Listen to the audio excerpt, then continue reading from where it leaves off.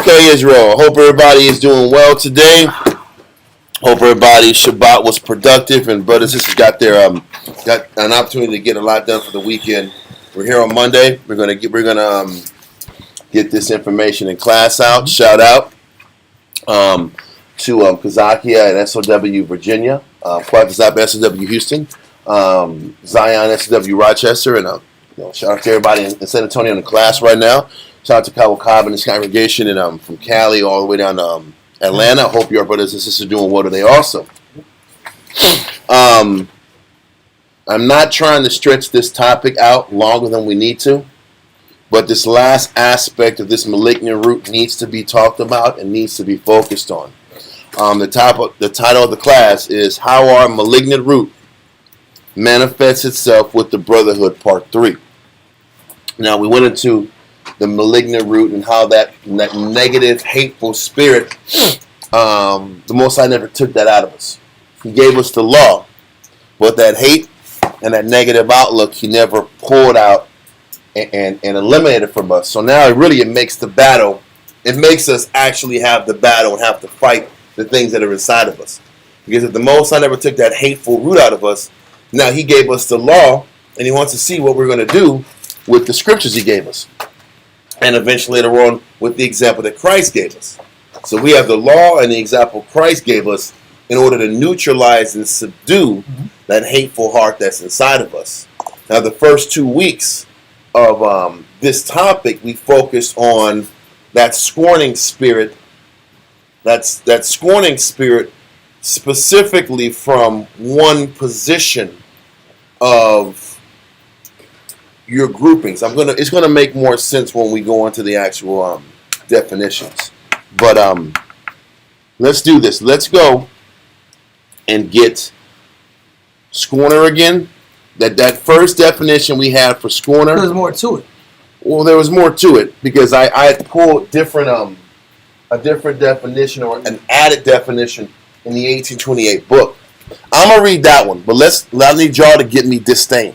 That's the one I want y'all to give me because hold on. The definition of scorner is open or unqualified, meaning unjustifiable contempt. That's what a scorning mind is. It's that mind that has unjustifiable hatred towards one another. Now, then the last part of that definition of scorning is also to be disdainful.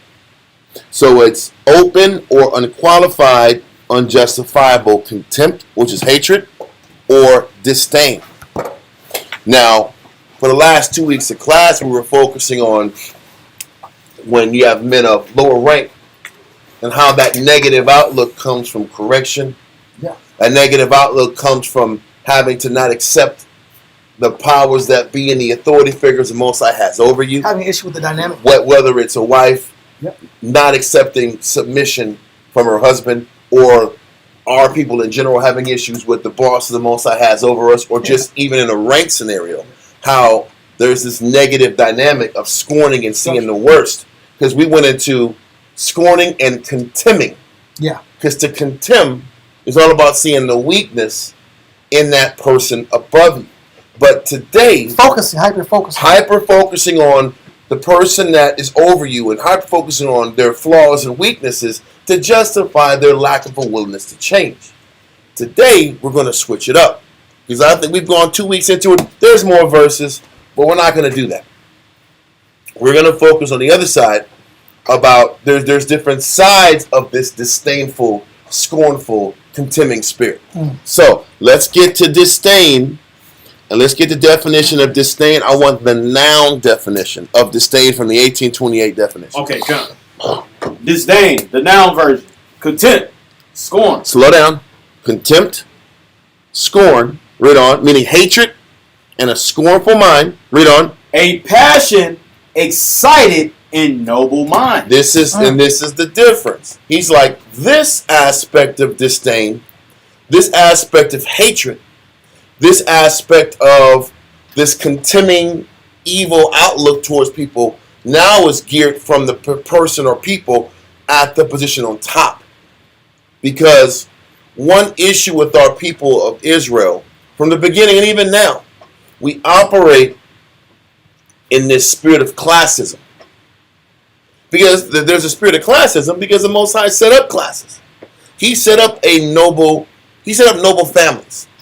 He set up noble peoples. He set up individuals, whether it's the Levites, whether it's certain families of Levites, whether it was the princes of Judah, whether it was the lineage of David. He set up individuals who were supposed to be leaders for the rest of the nation. Social ranking.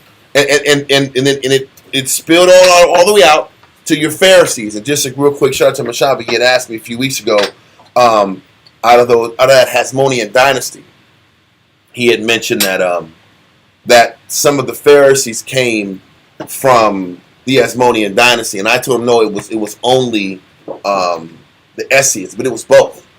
You had Essenes that came from that Hasmonean dynasty, and you had Pharisees branch out of the Hasmonean dynasty. However it is, after the heroics of the Hasmoneans, all of a sudden they got projected up to be the elites. They got projected up to be the princes and the leaders of the nation. So all throughout history, the Most High has set aside leaders and individuals who are to be responsible for everyone else. But the issue, though, let's not go too fast. The issue is this aspect of class today is for the individuals who have the rank, who are looked upon as noble. In our times now, it's the ones with the higher rank, the ones with the higher responsibility, the ones who are responsible for families, responsible for brothers, responsible for camp, or lower-ranking officers and captains. These are nobles, and from the definition of what we're reading in disdain. Can I read it right here? Yes. Noble. Now, number one, a person. I know I'm Now not listen, doing it's cap. I'm not doing That's my point. Why are you having this We're water not doing drip it. and there's no water being drunk? I'm not even trying to project. You might as well have like lemon sugar reminders. I'm almost there. I'm almost there. Like the Coca-Cola I have commercial. to I'm have sorry. it there so I I'm get sorry. tight. I'm calling. I'm calling to the lines. Okay. I'm trying to get there. Noble. Right now, a person of rank above a commoner. A person of rank above a commoner. So that lets us know two things. In the Israelite community, there was different type of classes. There was classes in Israel. The problem with having classes, though, in different ranks of prestige, is the fact that we have that malignant root in us. Regardless. That's the problem. The problem is that we have that hateful heart in us, and we have not learned how to treat our brothers and sisters. And we haven't learned how to handle being given greater responsibility, and we haven't learned how to follow. We haven't learned anything that it takes to be a good leader as a nation, and we haven't learned as a nation how to follow and support good leadership. This is where the sickness kicks in. And these type of lessons and concepts are important to drive in. So, because we hit really hard these last 2 weeks about how men don't follow, and how men can't see the good in correction, and how brothers can't receive development and nurturing. We hit that hard, but we have to sit back and just as hard dive into how that disdainful, hateful spirit is amongst all of our nation, even the ones in positions of rank and power. So, let's get back that definition of disdain, the noun. Cover. Contempt. Scorn. Contempt is that hatred. Scorning is to see the weakness and have an unjustifiable outlook towards the people around you. Read on. A passion excited in noble minds. It's a passion excited in noble minds. Read on. By the hatred or detestation of what is mean. Of what is mean, meaning what is perceived as average or below average. This is a problem. This is a problem when men get rank. This is a problem when men sit back here and have certain abilities. All of a sudden they think they're better than everybody else. This is something that you have to be conscious of in our nation. And this is why the scripture says knowledge does what? Puff it up. Knowledge puffs us up. So whether you get rank, whether you can sit back here and get all these breakdowns and all this knowledge, all of a sudden, what's naturally inside of us is a part of us that wants to look down on individuals who don't know what other people know. Hold on. There was a brother back in the day in New York. I'm getting this message secondhand. One of the elders years ago used to tell the other brothers, you guys will never get the knowledge we got. You guys will never get on our level. I'm like, damn, is that how you're supposed to teach young people that? You guys will never be on our level? You guys will never get the understanding and wisdom that we got? What is that? Isn't this about sharing the knowledge? And isn't Scripture say, buy the truth, sell it? You're supposed to buy it. And then it's freely have I received, freely do I give. Yep. That's what I heard. But back in the day, it was a spirit of, y'all are never going to get in our level. If that's not this thing, if that's not a form of hatred, detestation, and the idea that because I have this level of knowledge, you're never going to get to this level, that's not Christ. Did Christ ever say, you're never going to learn as much as I do? You're never going to get to my level. Never. He said, greater works shall you do. That's what I'm saying. He wanted us and inspired us to give more and to learn what he did and mimic what he did. It's just a little snippet of the pride and ego that hits us when you start to learn, when you start to be elevated, when the Most High starts working with you. There is an ego and pride that's inside of you. Because I can't count on my hand how many men start getting rank and position and they're ready to correct. Now it's time to correct in the name of Yahushua. Now it's time. Who's the first man that I can drop for push-ups? Yeah. That's the facts. Big facts. Who do I got to drop? I want to call and let y'all know, I'm the ranking guy today, man, and I'm just going to let you know how it's going to be today. That's the spirit. That is the spirit of disdain. Why I got to tell you I got the rank? And this reminds you that I got the rank. I can flex where is that? Yes, sir. Or it could be like in a position that you are held responsible over that people got to follow. Well, that's the point. That's right. And whoever is responsible has to follow you. How do you respond to that? How do you handle it? This is why we are not quick to giving rank and responsibility, because a lot of men can't handle rank and responsibility. A lot of men can't handle it. Because to be able to sit back and correct and readjust people, that's a blessing. That's a good thing. And you're supposed to treat that the right way. So what am I trying to explain? We heavily focused these last 2 weeks on how when you're in the position of being the underman or the younger man, Israel can't handle the correction and they can't handle the demand. And they cope with that by looking at what you don't do to justify their lack of servitude. Today we're flipping it upside down. This goes into when men get rank in position, and now you can't tell them nothing. Now all of a sudden they look down on the sick. What kills me is our people are the kings of sitting back here, and if you can do something better or faster than the next man, now it's time to clown. Now it's time to attack. There's this meme going on about how it was just black people can sit back here and attack you for anything. And I was watching them. I was just scrolling through the meme, and there was this guy that's doing karate. And it was, this guy's doing karate. This guy's sitting back here doing karate, jiu-jitsu, Taibo, you know what? 3-letter word, garden tool. It's like, what's going on? Why are you clowning this man? Because he's doing a karate kata. Ha ha! He got beat up in school. But that's the point. My point is this. The karate kid in China, get his ass kicked at. Listen, but that's how we act when we start getting position and rank or knowledge and information. All of a sudden, you start becoming learned. You start getting information. Now, all of a sudden, your patience for the sick starts to sit back here. You get more aggravated when people are making the same mistakes over and over. You don't know what I know. And then there is disdain when men keep slipping and when men keep showing their weakness. That is a real thing, just like it's a real thing when the ranking man can't see the good in the person over them because they got pride and they're full of hate. This is the issue with our people. We have hate across the board, from the person who's supposed to be the noble, responsible one to the person that's supposed to follow and be subject. And until both parties learn how to see the good in one another, will never properly grow as a nation. So let's get back to that definition of disdain. Come.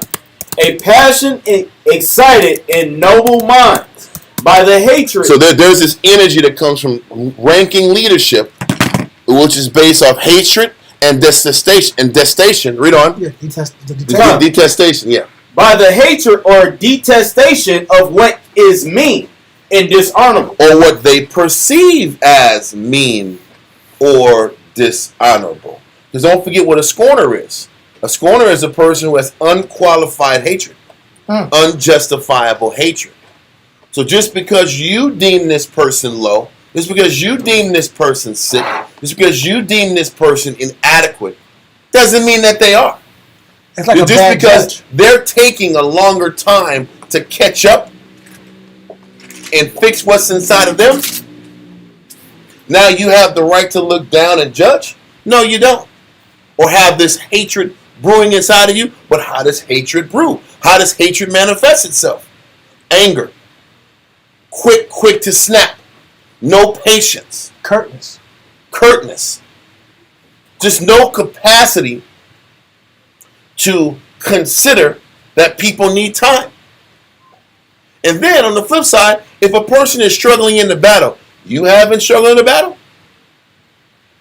But we'll get into that later. Let's forget that. Oh, they always forget that. But we'll get into that later. So let's get back to that part where it says the hatred or detestation. Come. It says, is mean and dishonorable, and implying a consciousness of superiority of mind. Listen, and that's how we operate. Like we're blessed. Like we're just so much more blessed than everybody else. You got a little rank, you got some knowledge. All of a sudden, you can't tell somebody, you can't be told nothing. Or how you look. This is what everyone has to break. Because everybody that's got this knowledge, the Most High has blessed you and granted you with understanding that most people don't have. With that, how do you look at the people around you? I can't stand your presence. That's a real thing. There's a greater annoyance with the sick. There's a greater annoyance with the people that haven't figured out how to fix what's inside of them. I have to be associated with you. I shouldn't have to engage with you. Or I shouldn't have to be pulled down. Yeah, to deal with you. To these issues. Because have you ever dealt with somebody, and I'm not knocking anybody, that you know they'll never fix what they're going to fix? They'll never fix what they say they're going to fix. Never. And guess what? As long as they're never going to fix what they're going to fix, what does that also mean? Your ass on the hook. Your ass on the hook for helping them until you die. You're on the hook for every new spirit that comes into these doors that needs counsel. And the counsel is never ending. The demand is never ending. There's always a need. There's always a counsel. There's always an attaboy speech you got to give. There's always time you got to give out of your busy schedule to deal with somebody who just ain't going to figure it out.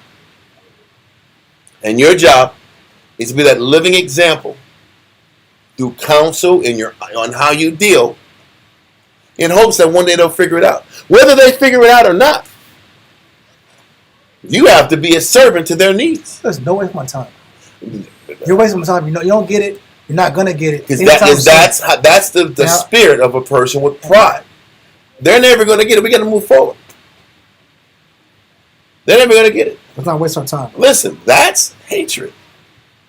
That's disdain. Because you've made the decision out of your calculation. Because you don't want to do it. Out of your brain. My brain tells me they're never going to figure this out. So now it's time for me to cut my losses and move on, because they haven't figured it out yet. There was a saying, it was a quote back in the day. It says, if a NIGGA ain't going to figure it out, move on. That was a famous quote that Israelites have said. That's not Christ. And I'm going to show you when it's okay to back out of that spirit. But in general, we're not supposed to quit on our people. Because our people are sick. And just because they are sick at a rate that's greater than you doesn't make you superior and doesn't give you the right to quit on them because you forgot how your Lord never quit on you. Which always happens. Nobody wants to see that dynamic. All we focus on is how frustrating and how aggravating dealing with these issues becomes. And I want to remind everybody, these classes were not planned. Remember, like, for those who asked me this question like a month and a half ago, remember people were asking me, I asked y'all, I said, is there any classes y'all want? People said, yeah, I need some class about my spirit, how to fix my spirit, and I want class that's working on what's inside of me. I said, cool. And we started in John 15, right? Yeah. And we did the vine dresser. Then it rabbit hole and all this other stuff. I'm saying this because, hey, this isn't like we didn't this. I didn't make this yesterday. This has been like something that we've been building to this entire time. And it's almost like for the people who ask me those questions, these classes are directed directly towards them. This is literally the Spirit talking. Yeah. Because for the people who ask me about topics that will work on their issues, these are the topics that are dealing with your issues. In particular. In specific. Very specific. And these are these lusts of the flesh that even though you got the law and you're working hard and doing all this good stuff, it's still there. These are these stains and these blots in our spirit that if you don't bring them out, you'll never address them. So, that scorner and that disdainful, hateful spirit isn't just from the lower ranking person's perspective. It's also from the person who is responsible for being your shepherd. And that is a real thing. That disdainful, hateful spirit that is annoyed at your rate of change. That is annoyed at how long it takes a person to change. I don't care giving them who you are. This should cut. Because if you're not ranking in a camp, you're ranking in your home. Why in the hell am I flipping out when the person that I'm responsible for hasn't fixed something yet? Like you've been locking in this whole time and been this picture of potency and picture of consistency. Your failure affects me. I'm sick of it. And that's how you know, and that shows the level of hatred that is inside each and every one of us. That is the literal definition of disdain. I hate the fact that your sickness annoys me. And I'm tired of being inconvenienced based on your sickness and your inadequacy. And I have to be on the hook for and you. I have to carry this all the rest of my life. And we've dealt with this before years ago when we went in the field and brothers were doing unity workouts. Mm-hmm. And our brother had to literally carry the next man out. I remember those workouts. And then you saw men, the real man came out of it. Yeah. Real, they really care about brotherhood. Listen. You're carrying the man because he can't do it. Because he quit bear crawling. His brothers can't get it. There's some brothers that just don't want to fight to the bear crawl. Mm-hmm. So the next answer is, okay, if we're not going to get this done, we're going to be all night, then carry the brother on your back. And it's back carries. Brother hard carrying 200 plus pounds. 250 pound brothers on brother's backside at nighttime, and you're walking. I'm just tired. And we have to get there at a certain time. And the brother on your back is enjoying the fact that he's being carried because he don't want to do it. Yeah. So, I'm just tired. Yeah. And then brothers were angry that they had to carry the weak guys. Yeah. And you saw, that's my first line of spirit. I said, oh, something about this. Yeah. There's something about that. There is something about that. Listen, I don't like carrying the dude either. I had to carry a brother too. Yeah. I didn't want to do it. Yeah. But there's something about, it's inordinate to be that angry that you have to tolerate someone's weakness. Yep. At that degree. Done. Especially, listen, we're going to let the class continue, but I'm just trying to set the tone for what these words mean. Let's continue. It says, and implying a consciousness of superiority of mind. Read on. Come. It says, or a supposed superiority. And if you think you are superior, a lot of times you tell yourself, because you're superior, you don't have to deal with this. I'm tired of dealing with this person's crap. I'm tired of suffering. I'm tired of suffering because you don't want to change. Yeah. And they would say because you're rebellious. Yeah. Because you're rebellious, I am no longer going to sit back here and have to deal with your crap. It's not just rebellion though. No, but you'll call it rebellion. But Because when you call it rebellion, it justifies your hatred. True, but you're mislabeling the rebellion because really, That's exactly what it is. Of your rate of your rate of production sickens me. Yes. And that's the say point. like that. That's the point. That's what it is. Yes, your rate of figuring it out. Your rate of working on what's inside of you, I am disgusted at it. I can't look in the face. I can't look in the face. Exactly. Because I can't stand how much you make my life miserable. You're making my life flipping. I'm going to say miserable. Yeah. That's how people really feel. You're making my life miserable by your constant being out the spirit. The truth would be listen, my back is hurting because you're not lifting things right. Yep. My body is on fire because we got to keep reworking and refixing things that you're messing up, even though you're saying you know what you're doing, but you don't. I have to keep cleaning your messes. Why do I have to keep being assigned to this guy today? Can I get a new guy today? Can I get the guy that knows more than this guy? Yeah. Why is the war ruining my life with these schedules? It'd be nice. A war just wants me to have a jacked up day. And then I sit back here and get to the office, and then I have a 3-hour drive back and forth. Yeah. With this guy that I call Can't Get Right. Yeah. And in sports, they call the guy that they figure out his name was Can't Get Right. And I got to do a Can't Get Right for 6 hours. We used to call them sandbaggers. I think Can't Get Right hurts. Can't Get Right hurts though. Can't Get Right. He just can't get right. Can't figure it out. And that's how I look at him. But but all of this, all these examples are forms of our hatred. And all the Most High in Christ is doing is showing us our lack of patience, our frustration with dealing with the sick reveals our hate. And this is why the Most High has the sick around us. The Most High has the sick. He strategically has the sick around us to reveal how much hate we have in us. And immaturity. Well, I'm going to say hate. I ain't going to get with that immature shit. It's hate. It's the nigga hate that's in every single one of us. I'm not. So special kind of hate. That's what I'm saying. It's the nigga hate. I ain't going to go to I'm just immature. No, you're a hateful blankety blank. Yeah. Let's just call it what it is. It's hatred. Spade to spade. Con. So now let's continue in the rest of that definition. Con. So read it from the top. Con. Contempt, scorn, a passion excited in noble minds by the hatred or detestation of what is mean and dishonorable. Mean is this average or low or dishonorable in our eyes. Read on. Meaning, what that means is this person operates at a lesser frequency than I do. Or that's what I tell myself. This person operates on a lower frequency than me, and it agitates me that I have to keep being around this person. Because you're slowing down my damn day. That's the point. Listen, you know what unity really means? If you can go 1,000 miles an hour, none of that shit matters how much you can excel, how quickly you can change.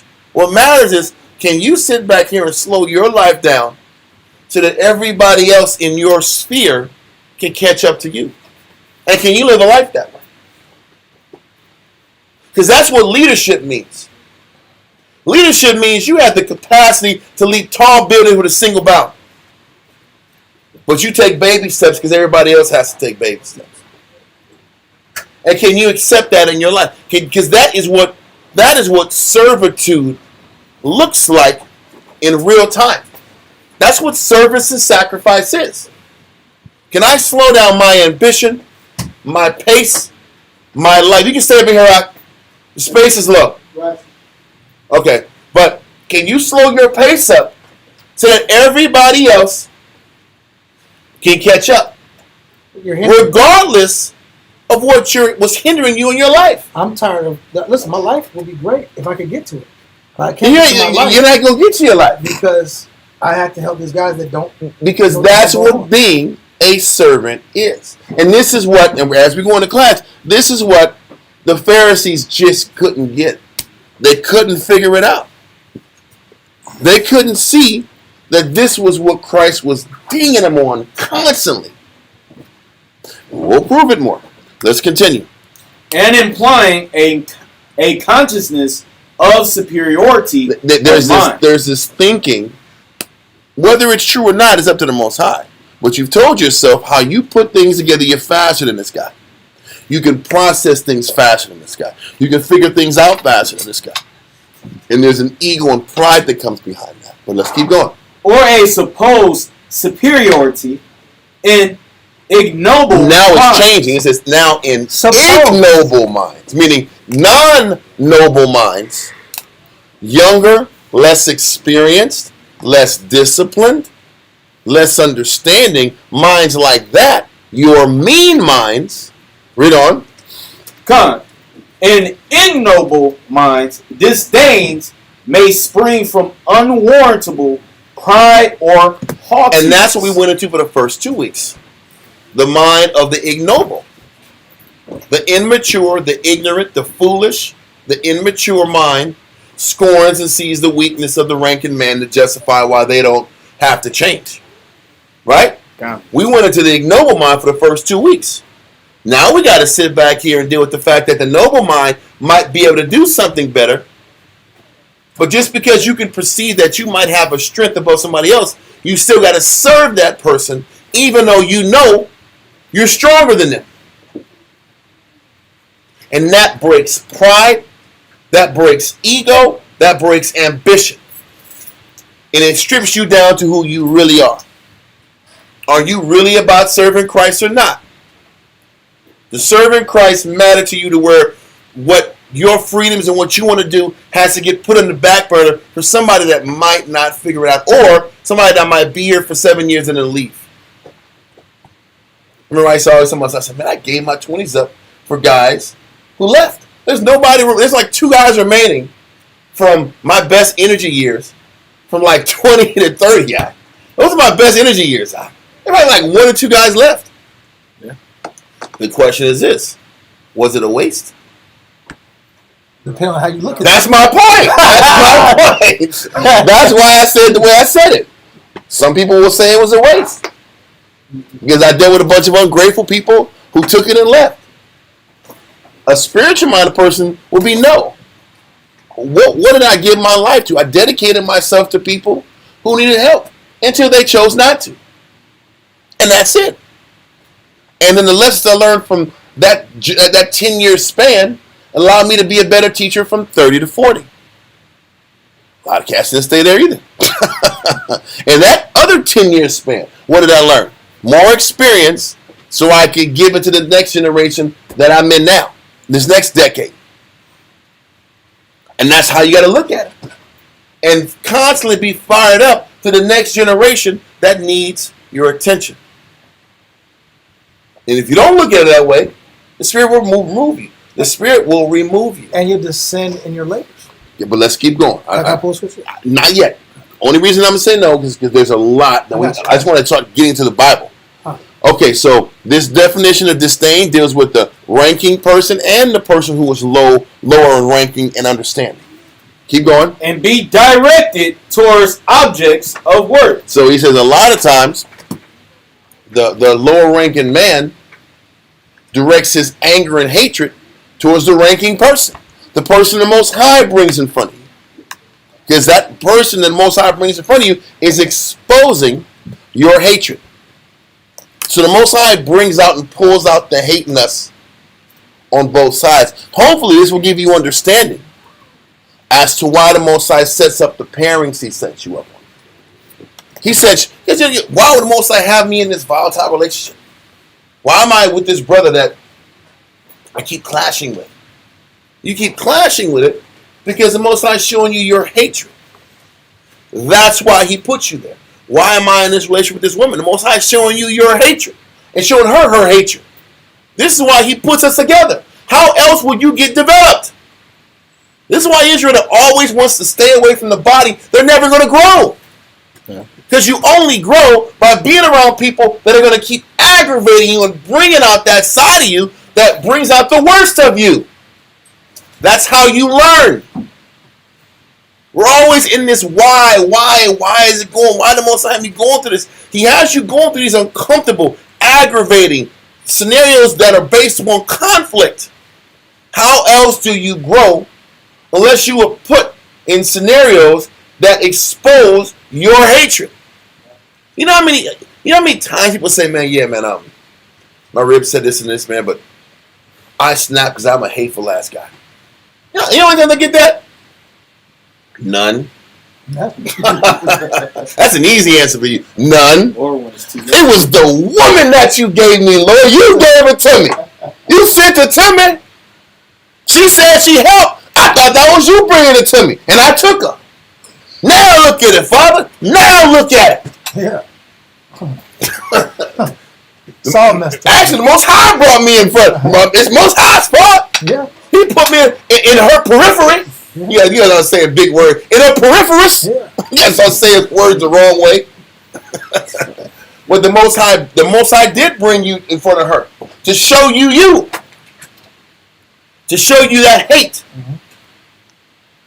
Because every scenario the Most High is bringing you around is about developing you. And that's what we have to understand. Okay. I think we got that. Well, let's finish up that definition. It implies hatred and sometimes anger. Yeah, and that person that's angry and hateful, that's the one that's getting checked. That's why I'm getting that call about this guy that doesn't have the rank is angry because the ranking man's checking him. Just know that's disdain. Just know that is that contender in you that's vexed about the check. So, with that definition out of the way, let's get some verses. Let's go to Proverbs chapter 24 and verse 9. Proverbs 24 and 9. Wait a minute. Yeah, this is the one. Proverbs chapter 24 verse 9. The thought of foolishness is sin, and the scorner is an abomination to men. The worst type of brother you can be is a scorner. He said the scorner is an abomination to men. So listen, if you're sitting back here from a lower ranking perspective, and then you just can't sit back, you're fixated on the weakness of the person over you, you're the worst brother you can be. A lot of our people pride themselves on how much of a brother they are. How can you pride yourself on your brotherhood when either from a lower ranking perspective, all I do is measure up about the person over me and how he is not fit to follow me, to lead me, or I have a disdain for the sick. How are you a brother? How are you a sister if that's how you're mentally wired? The Most High is beautiful in how he sets the table. He reminds us that we fall short, each and every one of us. From the low to the high, we're all full of crap. Because most of us are wired to judge. To judge up as if the person is unworthy of leading me, or to judge down as if they're unworthy of my time. Or my prolonged time. Or my prolonged attention. Continue. Read that verse again, the last part, in the scorner. Con. And the scorner is an abomination to men. He's an abomination to men. Because that's the worst type of person you can be. Is to be wired to see the worst in the people around you, above or below. You're not really a brother, or you're not really a sister. If you haven't begun to train yourself to see the good in the people above you or below you. Oh. If you can't learn that dynamic, you're not the brother or sister you say you are. And you have a long way to go. And if you have trained yourself that way, then there should be no emotional reactions to the people around you. Oh, I just snapped because I had a bad day. It's not against, listen, a bad day has nothing to do with treating your brother horribly. If you're having a bad day, you have a bad day. Why does this brother got to get treated like dog, you know what? Because you had a bad day. That's an excuse to mask the fact that you got hate me. That's all it is. Don't say that. It is. That's directly, so that's a math. I had a bad day, so I snapped. Come on, bro. That's correct math. 2 + 2 = 4. You're snapping and you're treating people like dirt because you got dirt in you. It got nothing to do with your day. You know how stressful and pressure filled our day is? So that gives us justification to smite the servants? Every day. We're going to go to that too. Every day. Yeah. We're going to that too. Yeah. About that smiting of the servants. Because the Lord delays is coming. I don't think we'll get to it today. It's already 8:30. I don't think we're going to get there. But we're going to try. So, let that go and get to Ecclesiastes and the Apocrypha. 22 and 10. So just know you're not the brother you say you are if you haven't learned to see the good in the people around you despite their weaknesses. Nobody has the right to look at somebody and hyper-focus on what they're not bringing to the table. Page 83. That is the opposite of love. That is hatred and disdain. But most of us are born in the world learning how to do what? Size people up in a negative. Isn't that what we do? Yeah. We have a superpower in that. A demonic superpower. We don't need to be taught that. We don't need that What's a breakdown. demonic superpower? What's that? We don't need the breakdown how to do that. That's easy. That That is like, easy. that's a default setting. Kinda. Hate mode. Kinda. So let's go with that. Ecclesiastes. Ecclesiastes chapter 22, verse 10, page 83 in the Red Book. But children, being haughty through disdain and want of nurture, do stain the nobility of their kindred. So you're dealing with the nobility. And he says the nobility of our people, the ranking of our people, it said is stained based on our pride and our hatred towards the people that we're responsible for. He's telling when he's talking about the nobility of your family, that means whatever is negatives in you, you were supposed to be put in a position. You were supposed to be elevated enough to show love and humility towards your people. And listen, let's scratch nobility out of there. Let's put in you were taught. You know better. You've been in this truth for 10 plus years. You've been in this truth for 5 years. You know better. So, with that in mind, let's plug that in. But children, being prideful through hatred and want of nurture. Which means education. The one nurture means lack of education. And that's the point. But the problem is this. Is it that they didn't get trained? They didn't learn. Or they didn't listen to their training? Yeah. Because listen, remember we read, it was dealing about the tax farmers. And I forgot the brother. It wasn't Joseph. It was a tax farmer. And he had all these sons. And only one of the sons out of his 8 sons learned the lessons the proper way. And he said, this is the only guy worth the shit. These other guys never took the lessons properly. Was that Jesus? No. It was the one that was talking to the king. It was a tax farmer guy. Yeah, it was right before all hell broke loose with Onias III. Yeah. Point is this. All I'm saying is Started H. they might be one. They might have a want of nurture. They might have a lack of training, but the lack of training came from a lack of listening and a lack of receiving the information. So a lot of our people treat one another messed up because the lessons never took. These classes never penetrated. It's like book. It's like Was book. it Onias? No, it wasn't What, the Onias. son of Onias? But y'all understand what I'm saying? Right. Read verse 10 again. Ecclesiastes chapter 22, verse 10.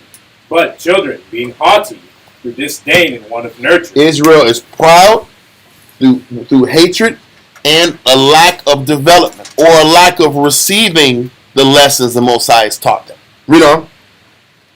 It says, through disdain and want of nurture, do stain the nobility of their kindred. And this is what we do. We stain our personal name.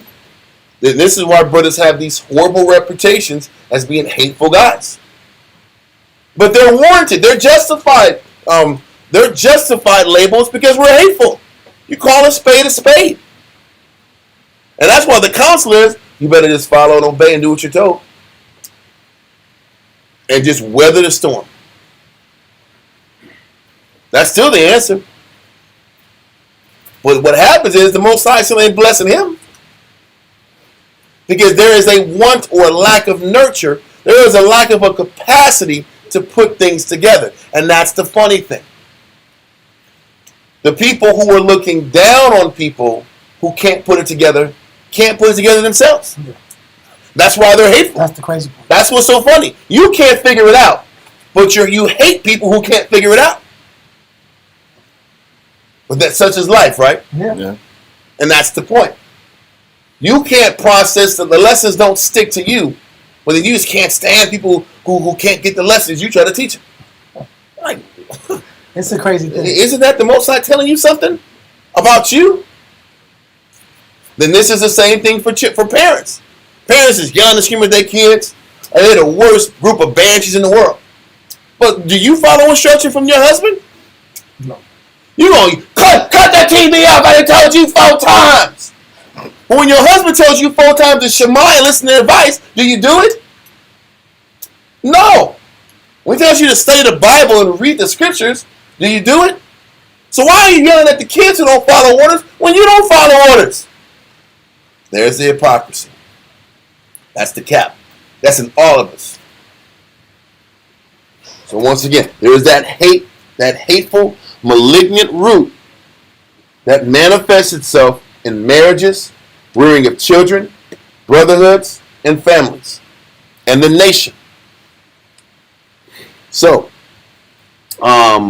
read verse 10 again. One more time. We're going to move on. Ecclesiastes chapter 22, verse 10. But children, being haughty, through disdain and want of nurture, do stain the nobility of their kindred. Kind of. Which letting you know that the nobility, the ranking men, are just as sick as the ones they have a hate for. Because they're emotional and they're disdainful because they never process the scriptures and the lessons and the classes and the breakdowns. Because every time you read the Bible, it teaches not to hate and to be patient and to give your brother 70 times 7. Am I right or wrong? Yeah. So how are you in a position of leadership and rank, whether you're 100 or 1,000 or whatever, and you still can't be merciful? You still can't be forgiving because you didn't figure your lessons out either.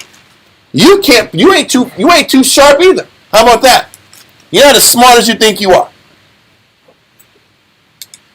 You're not as emotionally smart. Yeah. You don't got that God intelligence you think you got. Yeah. I always use that word because I like it. It's funny. It's not a knock. That one is not a knock against you. It's just that God intelligence is funny. People think they have God intelligence. They think they are intelligent in the spirit, and they're not. And that's the funny thing. There we go. So let that go and go to Matthew chapter 9 and 10. We're going to read 9 through 10, 9 and 10 through 13. But I want to stop at 10 for a little bit and kind of give it some clarity.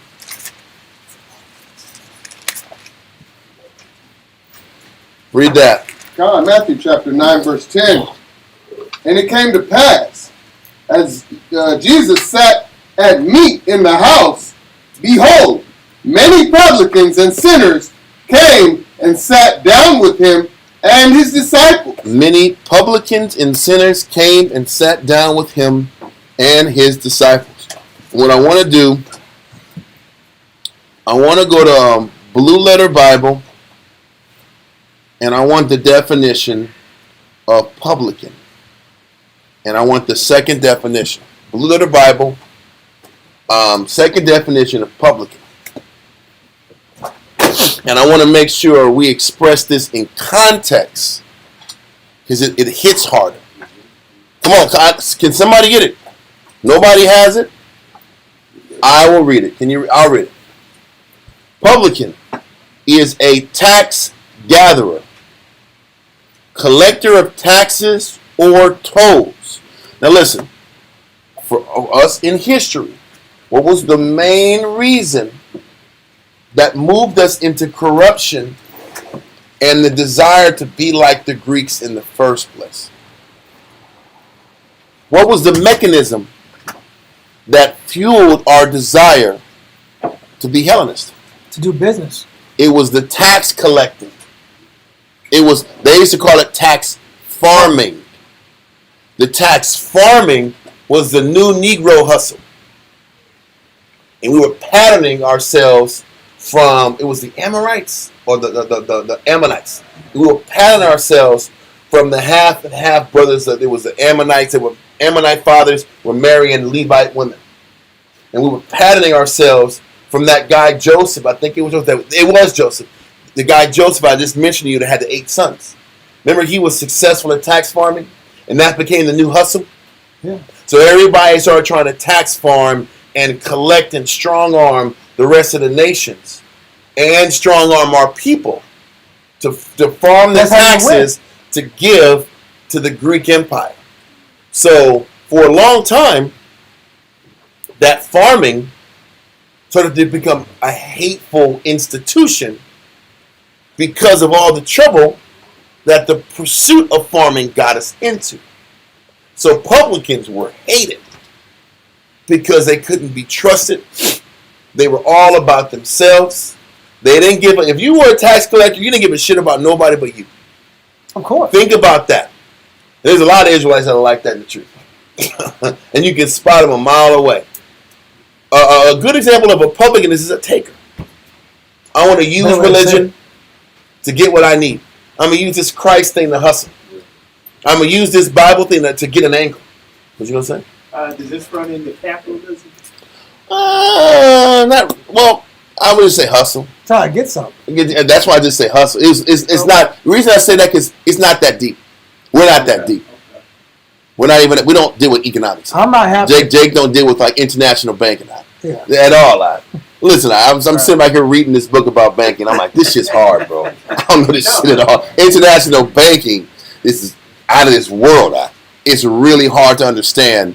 I'm reading this about deflation, reflation, inflation. I'm like, bro, this is crazy. And talking about how banks use these different mechanisms and tools.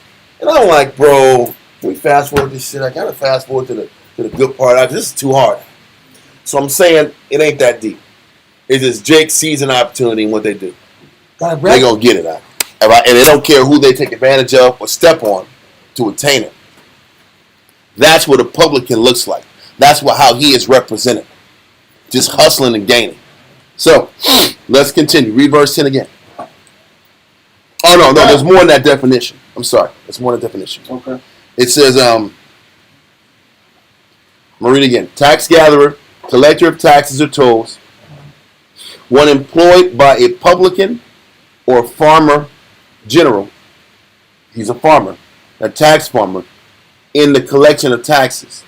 The tax collectors were a class, I mean like a social class, detested, hated, not only by the Jews, but by other nations also, both on account of their employment, meaning the fact that they're actual tax collectors, and of the harshness, greed, deception, in which they did their job. So they were ruthless. They were heartless, they were cold-blooded, and all they did was acquire and take, and they were ruining families and ruining people's lives. And these people were sitting with Christ trying to hear some Bible verses. But I saw this dude driving on the highway, and he has like all these little antennas on his car, and all the antennas on his car, it's a black dude. It's for the purpose of catching somebody's, you can read all those different, those little tags, to know who's behind their car note. Yeah, they're scanning. Like he has on every corner of his car has a scanner because he's trying to find who he can snitch on or who he can send a tow truck to tow their car, and he can get his lit. Can you imagine his finder's fee? Yeah, his finder's fee. So can you imagine a guy? Can you imagine a guy like this that comes to school and smiling like, I want the Lord. Can y'all teach me the breakdowns? We did a move, and I saw his car in the parking lot. But then I see him on the highway driving around. I see him on the block at the gas stations like that. I'm like, I like this dude, bro. There you go. He's slimy out. That's the point. About this dude. Publican's a slimy guy. Yeah. That's the point I'm trying. That's a perfect They example. Can't have their car. They can't go to work. Yeah. And you are proactively looking for someone slipping. Yeah. So you can win. Yeah. I'm looking for looking for some social security numbers. Yeah. I'm gonna push those social security numbers. I know who to talk to shoot this number to. If I give this person the social, they're gonna give me a couple hundred. That's the thinking. Yeah. It's that hustling, taking. I'm gonna ruin your life. Listen, it's that syndicate. He's both though. There's also do blue ones. Well, all that. I didn't look. Listen, I know you can. He has a electric device on the top. I thought it was a Google. I thought he was a Google guy. I thought he drove around. I thought he was a city mapper. Then I keep looking at him. Ain't nothing Google. It's Google. It's Google. It's the hood Google lot. Yeah, it's the hood. It's the Google hood Google lot. He looking for who's slipping, and he's shooting little beams out. And it was act up to the car was shooting lasers out.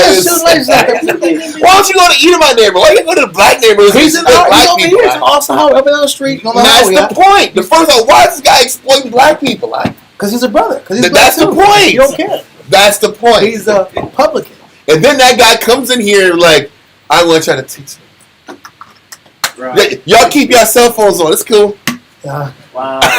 Keep them connected. It's all good. Listen. Can I go in your office and talk with you in the office? No. Hell no. We're going to teach right here, brother. You say right here. Everybody can see. What's your name, brother? Yeah. What's your address? Where you born? It's like 765-4321. Or it's 345 Mockingbird Lane. You get some whack, crazy TV address. 1234. 1234 Drive. That's what I'm saying. Shoot. My name is I'm from Anytown, USA. I'm from anywhere. I'm Anytown. That's where I'm from. Anytown, USA. You ain't getting shit from me. Anyway, this is a good way to explain what a publican is. Yeah. It's the dreg of society. A shameless extraction. It's one thing to be a sinner, because he said publicans and sinners. Yeah. It's sinners, and then it's exploiters and hustlers and takers of our community. These are the guys that Christ is spending the majority of his time. He's either with them, or he's with his disciples, or he's checking the Pharisees and leaving. But he's with the publicans and the sinners.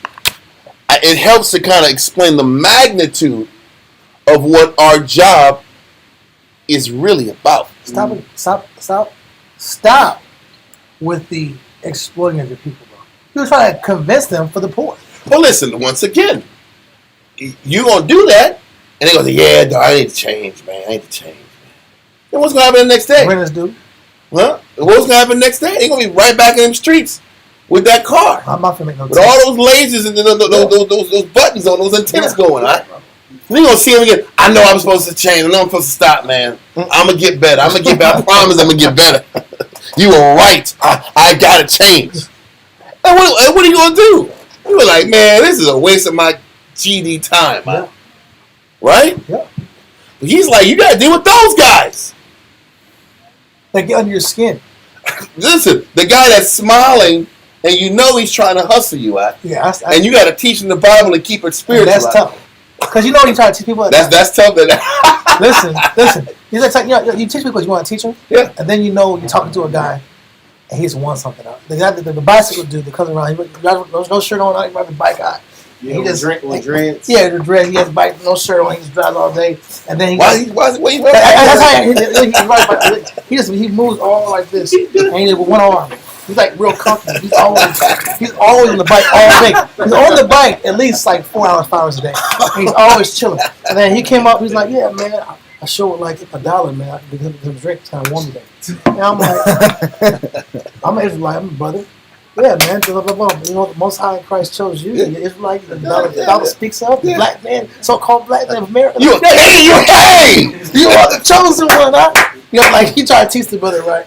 And he said, "Yeah, I'm coming to class." And then, like, I felt good. I felt high. I got the spiritual high. And then I saw him ride by the bike to school again.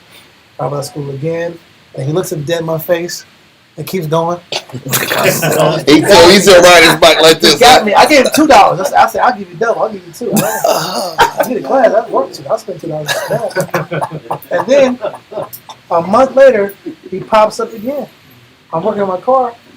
And he pops up. "Hey, man, I sure am hungry." I'm like this. I said, I don't got it, bro. I don't got it. Why would he say that? Why were you so hostile to his request? I don't got it. And he's like, "Y'all are nice people. Y'all are nice. I'll holler at you later." And just rolled his little bike off. But he knew he was bogus. Are you going to hit me twice, huh? You got me the first time, bro. You're not going to get me twice, bro. You didn't go to class the first time. We never talked about Christ. And that is the Pharisee. But he's and gonna hit that's you how up the again. Pharisee feels when he's seeing Christ with the publicans and sinners. This is what the Pharisees All he wants is $1, bro. Why are you doing all this? and this is what the I'm trying to bring this thing, because when you sit back and read this, you're like, yeah, man, why are the Pharisees such dirtbags? They're just sinners. They just need the Bible. Now, let's bring it in context. These guys are takers and opportunists. And sometimes it's very difficult to be patient with takers and opportunists. That play your kindness. It's takers and opportunists. Then you got your sinners. That's another thing. But it's the takers, the opportunists, and then the guys who just can't figure it out. And the women who can't figure it out. Huh? Yeah. Oh, That's a master. That's a master publican. He was a publican. I'm not One going of to the name best. his name, but yes, that guy was one of the best at publicaning. That's not even the word. Publicaning. He was one of the best at publicaning. He's one of the best. This guy, he was great. He was exceptional. He was At exceptional. publicaning. Yeah. But yeah, I had to put an action word to it. Put a verb on it. So let's keep now hold on. Let's go to Ecclesiastes 27:2. Just on that publican note. He was a good MC though. Right? He was one of the best rappers out there. Never heard him do it. I'm glad it not. He was a good MC. No, let that go. No, we're going to be in Matthew still. We're going to be in Matthew 9. Ecclesiastes 27. Ecclesiastes 27:2. As a nail sticketh fast between the joinings of the stones, so does sin stick close between buying and selling. Sin sticks close to buying and selling and trading and commerce and collecting of money. A lot of sin and wickedness is tied into that type of business and art.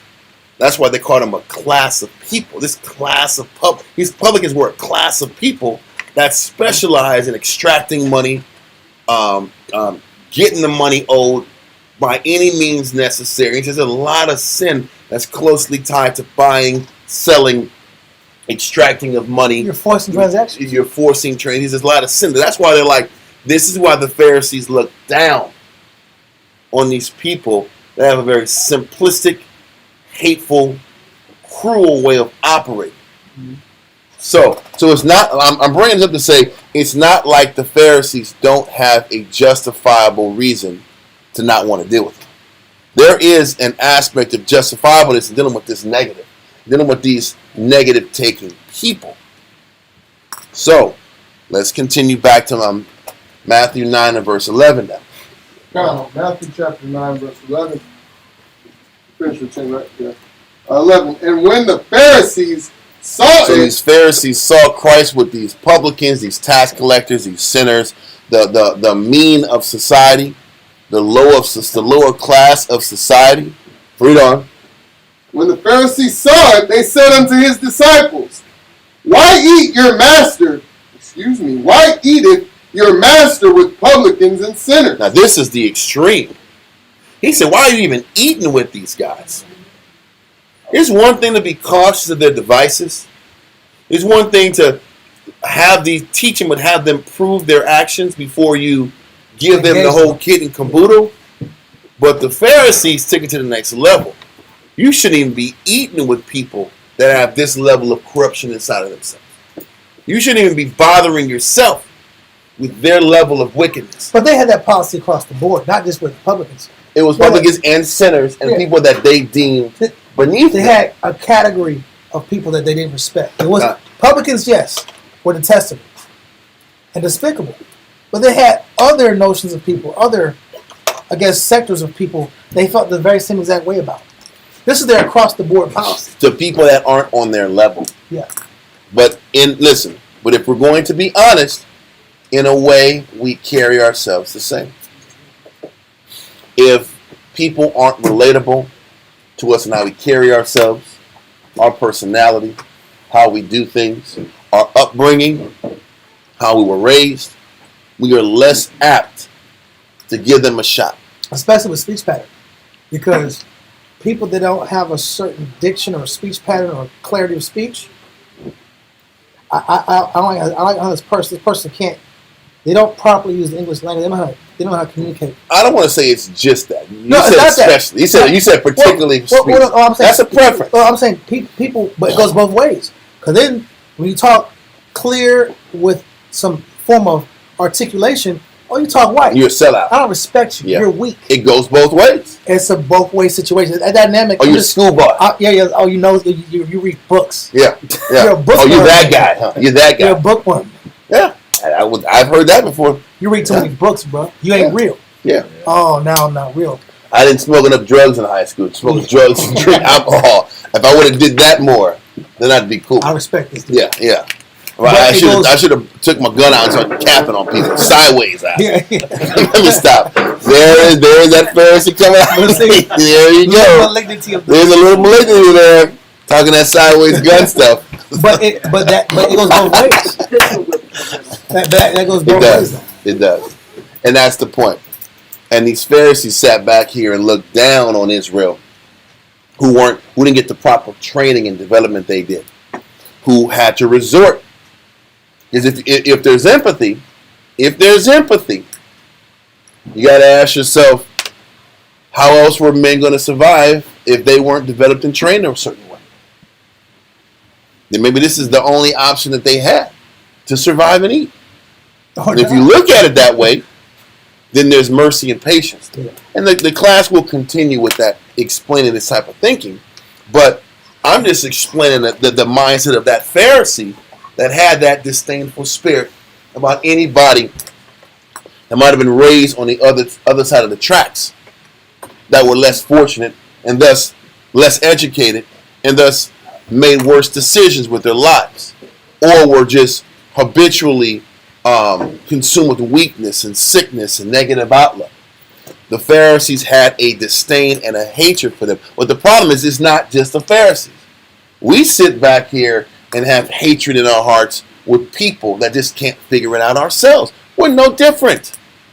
And that's the point. That hate is on both sides of the spectrum. Well, let's continue. Verse 12. So they're like, why is your master eating with these dudes? Read on. Matthew 9 and 12. But when Jesus heard that... You say Yahushua. Give me Yahushua. You got it. But when Yahushua heard that, he said unto them, they that be whole need not a physician. He said, I'm not here to sit back here and deal with the whole, the ones who don't have no issues. We're supposed to deal with the people who have issues. The problem is, we want to deal with people that have a little bit of issues. That's what we want to be with. We want to have people, we want to hang out and spend time with people that got issues that are like ours. Now we're brothers. I get you. Now we're sisters. I understand that's lust. I understand that kind of lust. I like that. I understand why you do that. I be feeling the same way. That's what we're into. Yeah. Negative and lust that makes sense to us. Yeah. But Christ, like, listen, man, the people that are whole don't need me. I'm here to deal with the sick. The real sick. But we want to classify and establish what type of sickness we want to surround ourselves with. And that's the truth. And that's our hatred. He said, we got to look and help the sick out. The sick of the sick. Read on. God, they that be whole need not a physician, but they that are sick. But go ye and learn what that meaneth. He says, go and figure that out, what that means. Because the problem is that was completely over their head. For them to say, go and look and find what that means, that statement went over their heads. Because it would have took them years to figure out, oh man, I'm supposed to sit back here as a Pharisee and a leader of my people. I should be spending more time with the people who make mistakes and are failing than the people that think like me.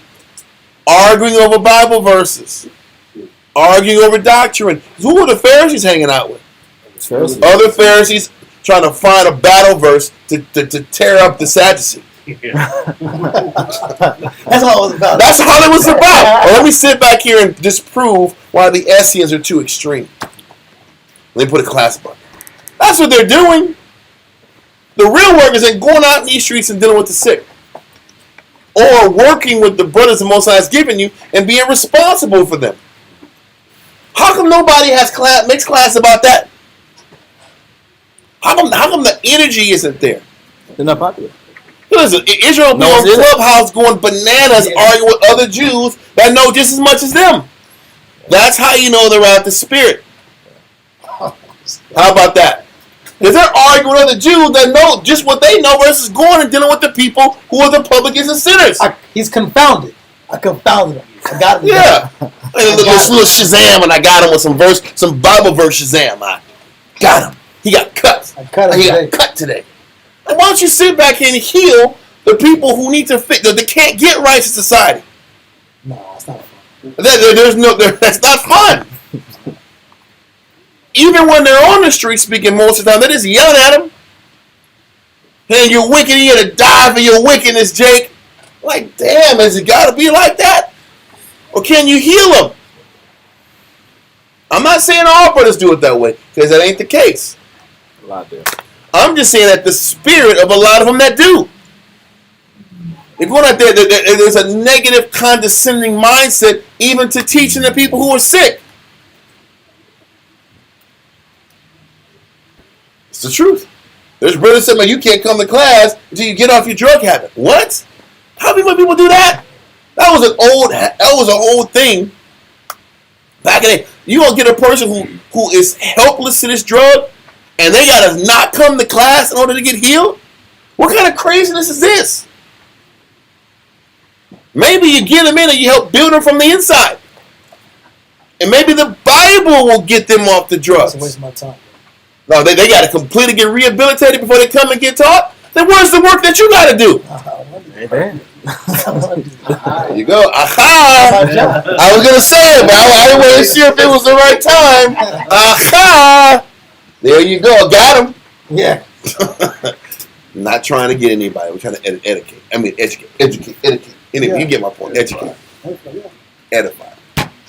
So, what's the point? Let's continue in the verse. Verse 13. Verse 13. But go ye and learn what that meaneth. I will have mercy and not sacrifice. He keeps driving the point. I will sit back here and have mercy. Versus focusing on how I kill animals. Versus sitting back here focusing on how holy and righteous in my routines and serving the Most High is. Let's go do the dirty work. The dirty work is getting into the belly of the beast and dealing with the sick. That is where the lessons, that's how you help people, and that's how you fix your evil.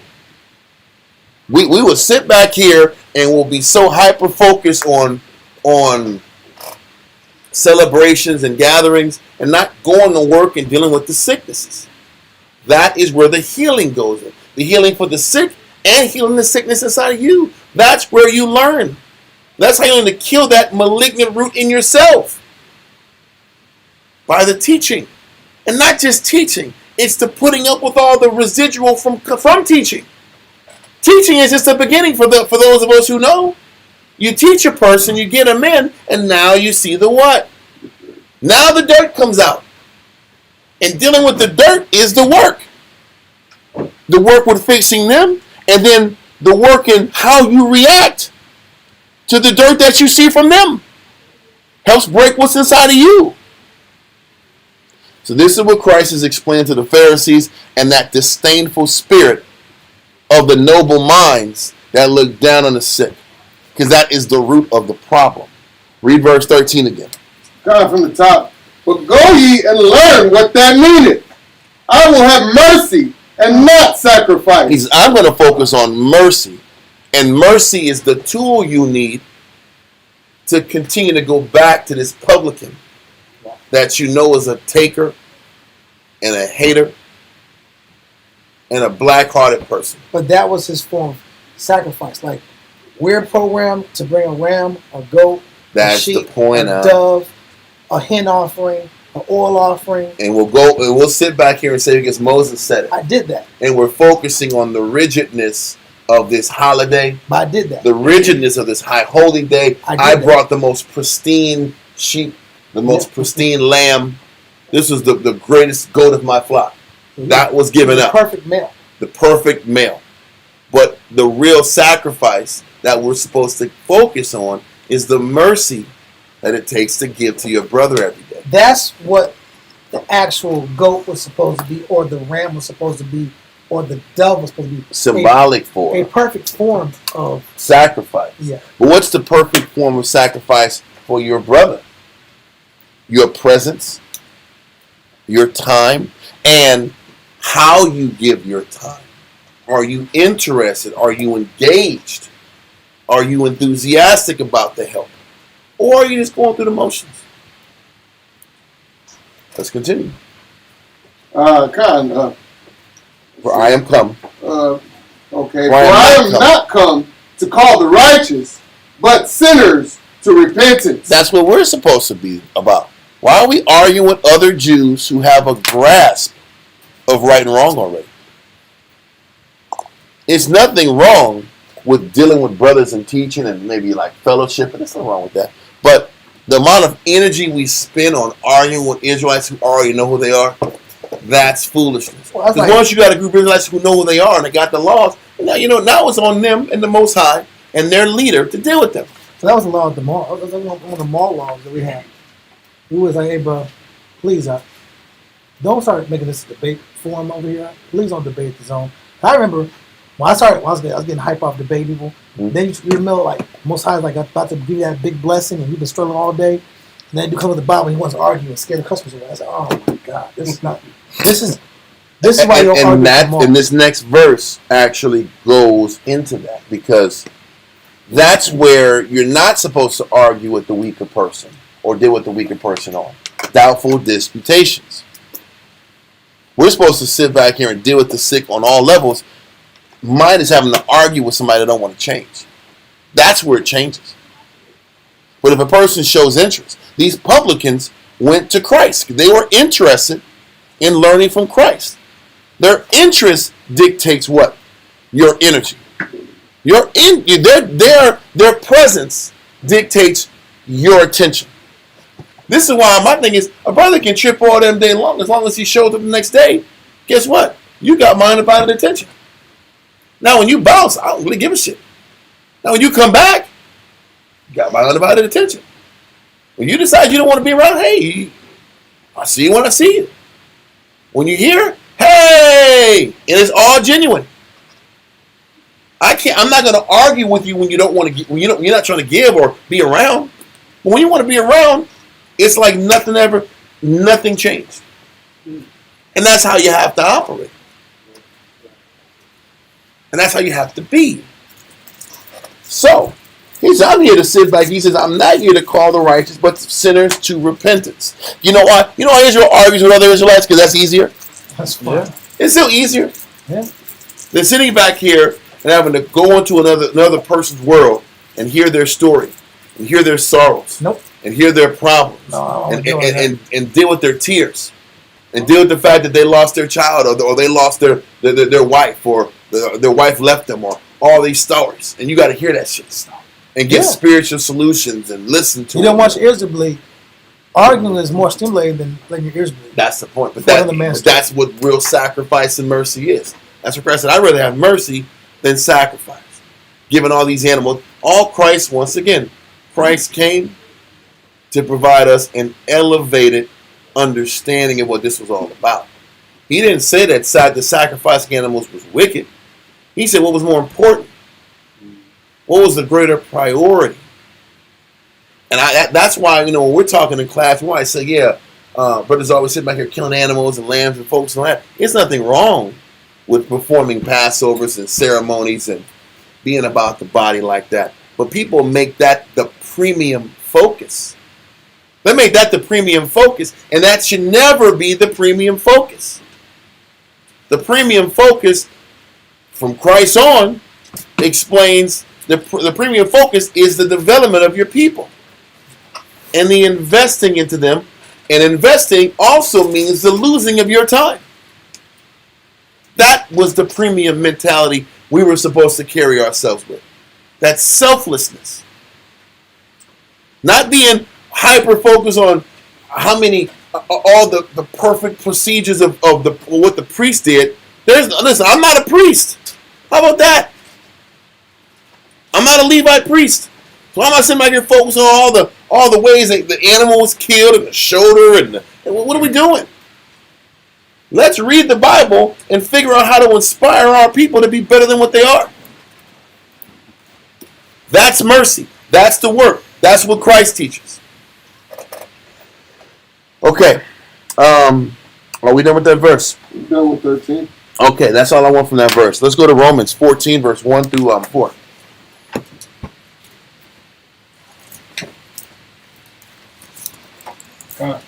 Like I said, y'all, I'm not trying to slow this class down, but I'm not going to rush it either.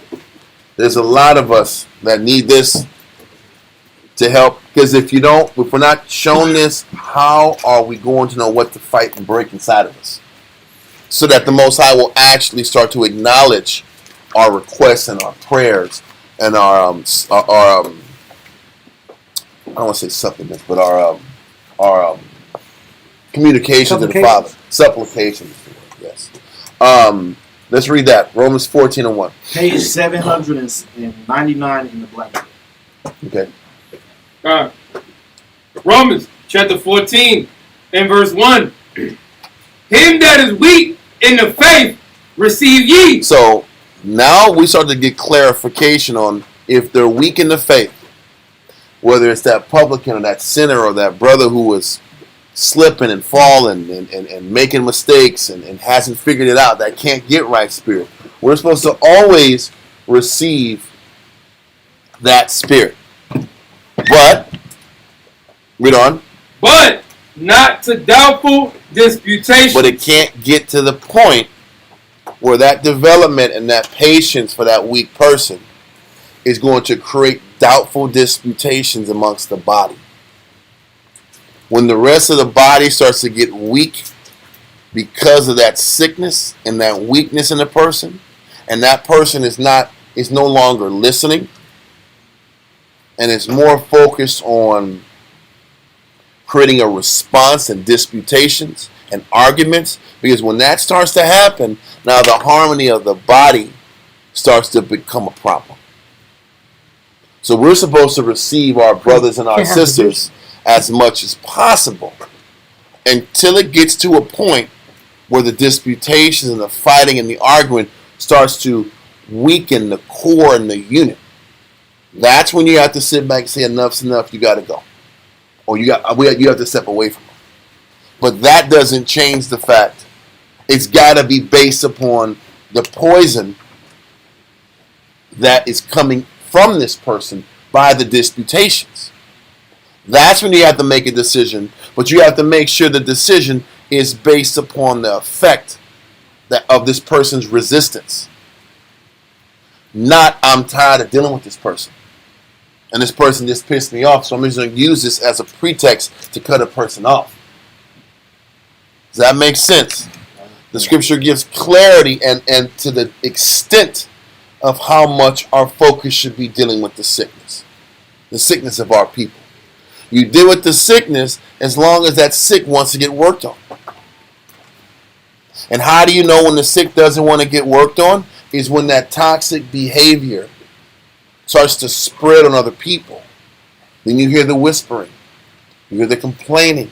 You hear the murmuring.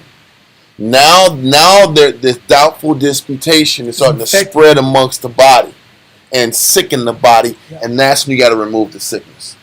But if that's not happening, and you're just being inconvenienced based on the person not figuring it out, then what you have to do is forgive thy brother 70 times 7. Forgive your wife 70 times 7. Forgive the people around you 70 times 7. That's the only time when we have the justification to snip this part of the body off. If it becomes a cancer to the body. That's my point. When their presence ends up being a split amongst the body, then you have to make that executive decision. And then the question would be, does it have to be in a complete eradication from the body? Or maybe just this person can't work with the camp. This person just has to be a student. It doesn't have to be so extreme. It could be, okay, this person's presence isn't healthy on a day-to-day basis, but I'm not going to keep them from class. That can't be the case. I've heard brothers make extreme moves. Brothers can't come around. Brothers can't ever come through these doors. I've heard that in the 90s. It was crazy. These brothers can never come back again. What the hell? They can never come back again? I've heard these statements before. That's out of hate and allowing the hurt of whatever happened to completely break you. We have to operate with enough maturity to create distance for the sake of the body. And then upon maturity, gradually allow a person back into the body. But in order to do that, you have to be disconnected from what? Your ego and your pride and how you feel about a person, and look at things strictly based upon what the body needs. That's how you have to operate as a man, as a brother, as a leader in your family, amongst the camp. Does that make sense? Okay, it's detaching that emotion and those personal feelings. Get that out the door. Okay, read Romans 14 again, verse 1. Romans chapter 14 and verse 1. Him that is weak in the faith receive ye, but not to doubtful disputation. So if there's a publican that wants to come in here, yeah, they can come to class. And they're going to have to earn and prove that if they're trying to make changes in that publican lifestyle to continue to elevate more and get closer to the body. Those are mechanisms set up to show love, to show consideration. And as they adapt and change and change inside of them, we sit back here and embrace them more. When they start to sit back here and deteriorate spiritually, you have to sit back here and bring them back to this student status. This is how you keep the framework of the body and the church sustained without damaging it further. But continue. God, verse 2. For one believeth that he may eat all things. Another, who is weak, eateth herbs. Mm-hmm. Let him not that eateth despise him that eateth not. So the person who eats, you could say, is more of the noble mind. The person who has the capacity to handle more things, process more things, be more responsible, carry themselves in a more mature manner. He says the one who's the more mature, the more noble of mind, the more ranked up person, the more mature person, doesn't have the right to despise the one that eats not. The one that hasn't figured it out yet. The one that hasn't matured yet. We don't have the right to despise the sick in that way. But it happens all the time. The problem is, the reason the verse is there is because the one who eats always despises the one who eats not. That's why it's there. There is a disrespect and a disdain for people who can't figure things out as quickly as you can. I'm eating right now. Or I'm studying and I process this, and this cat's always slow. He always slow to a response. He's always slow to how he figures it out. There is a disgust that emanates off of us based off that. He despises that. He says, don't despise them. We're going to read further down another verse how he despises us when we think that way. But keep going. God. Let him not that eateth despise him that eateth not. And let not him which eateth not judge him that eateth. And that is that contemner. The one who is behind doesn't have the rank, doesn't have the right to look up to the person who is eating and judge him, or to see the weakness in him, or to despise him. This verse brings it all back into play. I'm looking for your flow, because I know you can see my flow. So I'm looking for yours.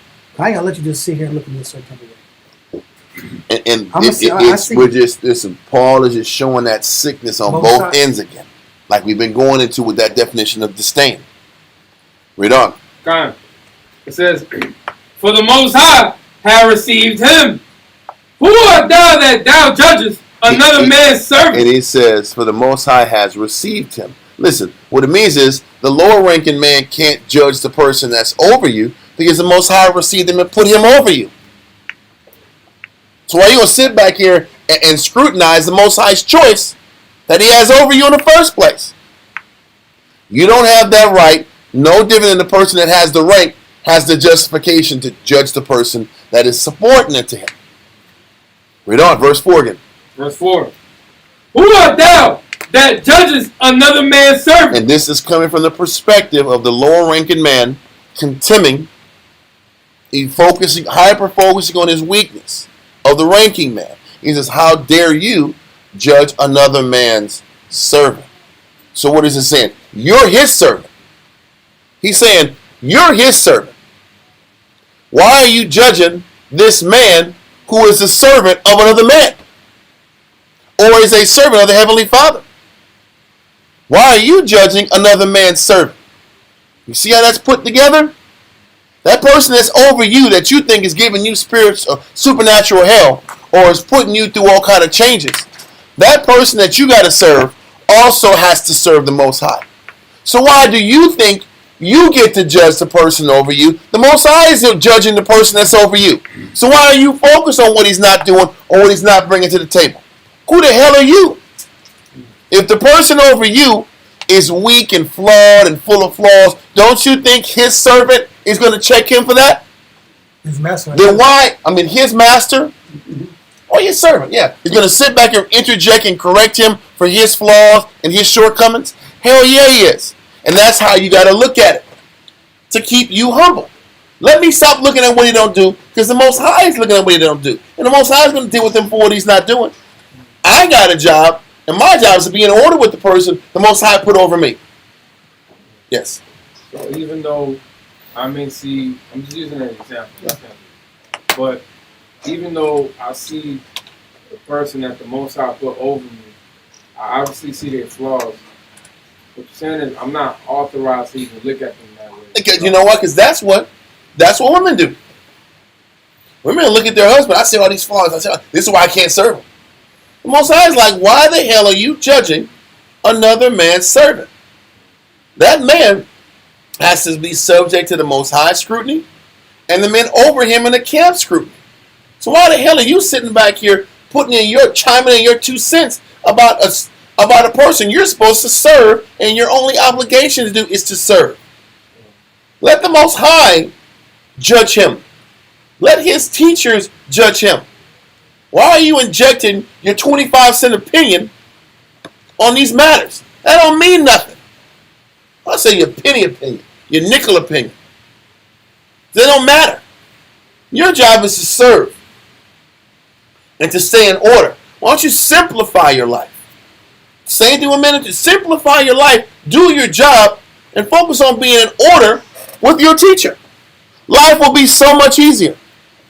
And let the Most High sort out the inconsistencies, the instability. Let him check him for that.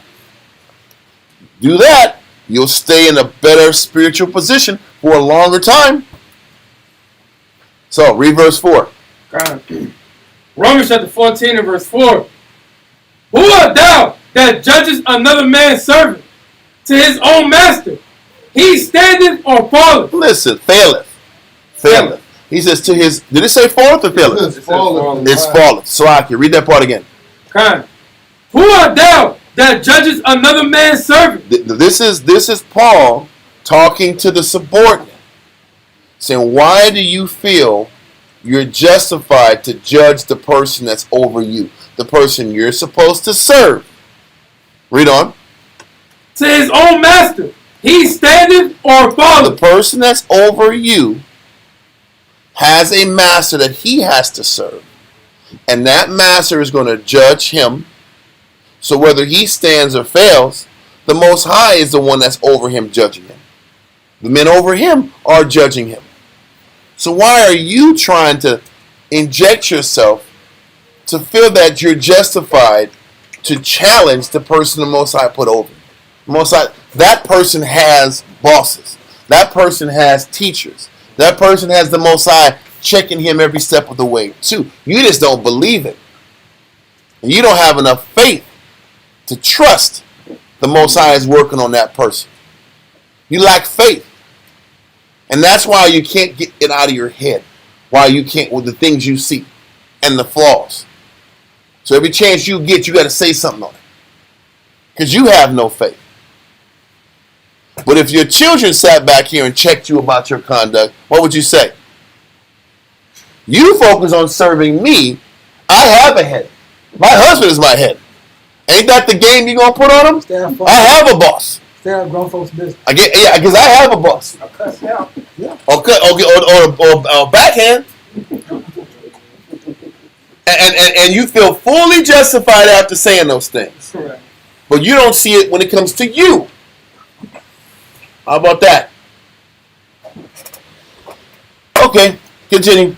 Who art thou that judges another man's servant? Who are you? Who the heck You're are not you? justified to look up and complain. Read on.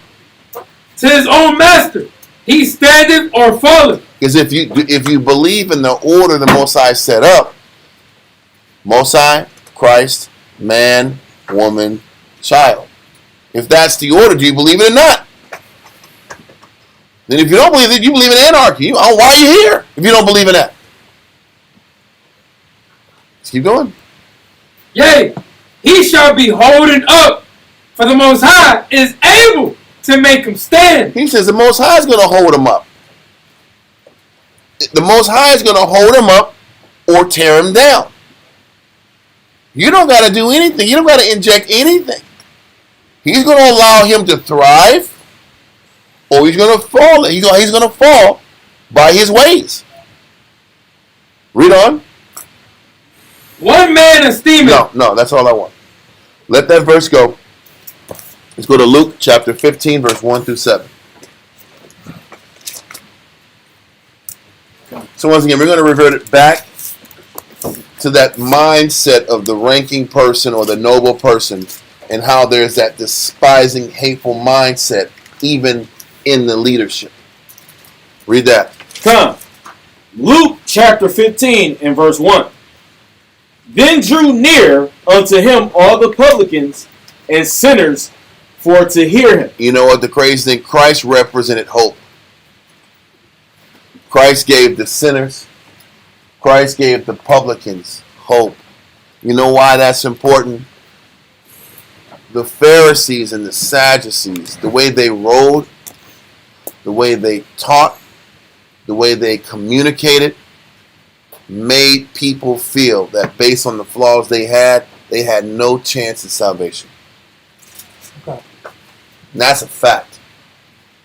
This is why when Christ would teach the publicans and the sinners, what did Christ say about the publicans and sinners? What was his message to them? And I'm paraphrasing this. If you want to be saved, follow the commandments. Stop sinning. He kept it very simple. What does that do for a person that just can't control the basic lusts that are inside of him? Gives them an attainable goal. It gives them an attainable goal. Let's get this guy or gal to embrace following the commandments. Once he starts to follow the basic laws and the basic premises, let's get him there.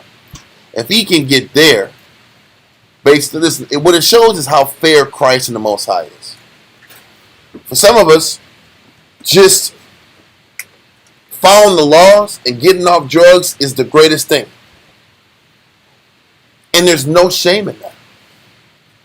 Just sitting back here and stabilizing your life, keeping the laws, being in the book, that's all that matters. Now, when Christ talked to the learned ones, to the ones who had the noble minds, He got the law. did he tell them just to follow the law to get to the kingdom? No. He said that you got to sit back here and get in this work and deal with the sick. Since you already know how to do the law, then you got to sit back and go in the mud and the sickness and pull out these people and commit your life to them. Because that's the next level. But you can't take a person who hasn't overcome the sin in him or her and try to get them to be responsible for nobody but who? Themselves. For the ones who act like they got it, You got it. Cool. then okay, you got it. Then get here, carry your weight, carry your cross, and follow me, and do this real work. Pharisees didn't want to do that.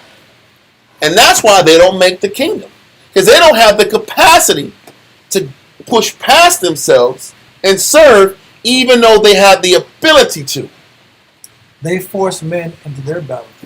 Well, They won't. I'm gonna say it again the way I said it. They have the ability to do more and they don't do it. There's a difference if you have the capacity to carry your weight, carry your daily responsibility, and still have enough in the tank to teach, dedicate, uplift, counsel. If you got it in you, the Most High knows you got it in you, then do it. If you can't get past yourself, then focus on following the law and doing your basic work, and there's no shame in that. And this is how Christ was teaching the masses. The ones who were the publicans and sinners, they kept coming around him. Yeah, they were getting healed and all that stuff, but also he gave them hope. Listen, what do I got to do? And he was giving them what they had to do with the message to give them hope to keep pushing. Most High's not unjust. But let's keep going. Verse 2. And the Pharisees and scribes murmured, saying, This man receiveth sinners and eateth with them. The last verse in Matthew 9, he was eating with them. Mm-hmm. Now in Luke 15, he's not just eating with them, he's hanging out with them, he's counseling them, he's teaching them, he's investing into them. He's putting work in and teaching and working on their problems.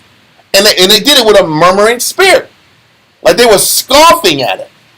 How dare these guys, how dare him go down here and deal with those people?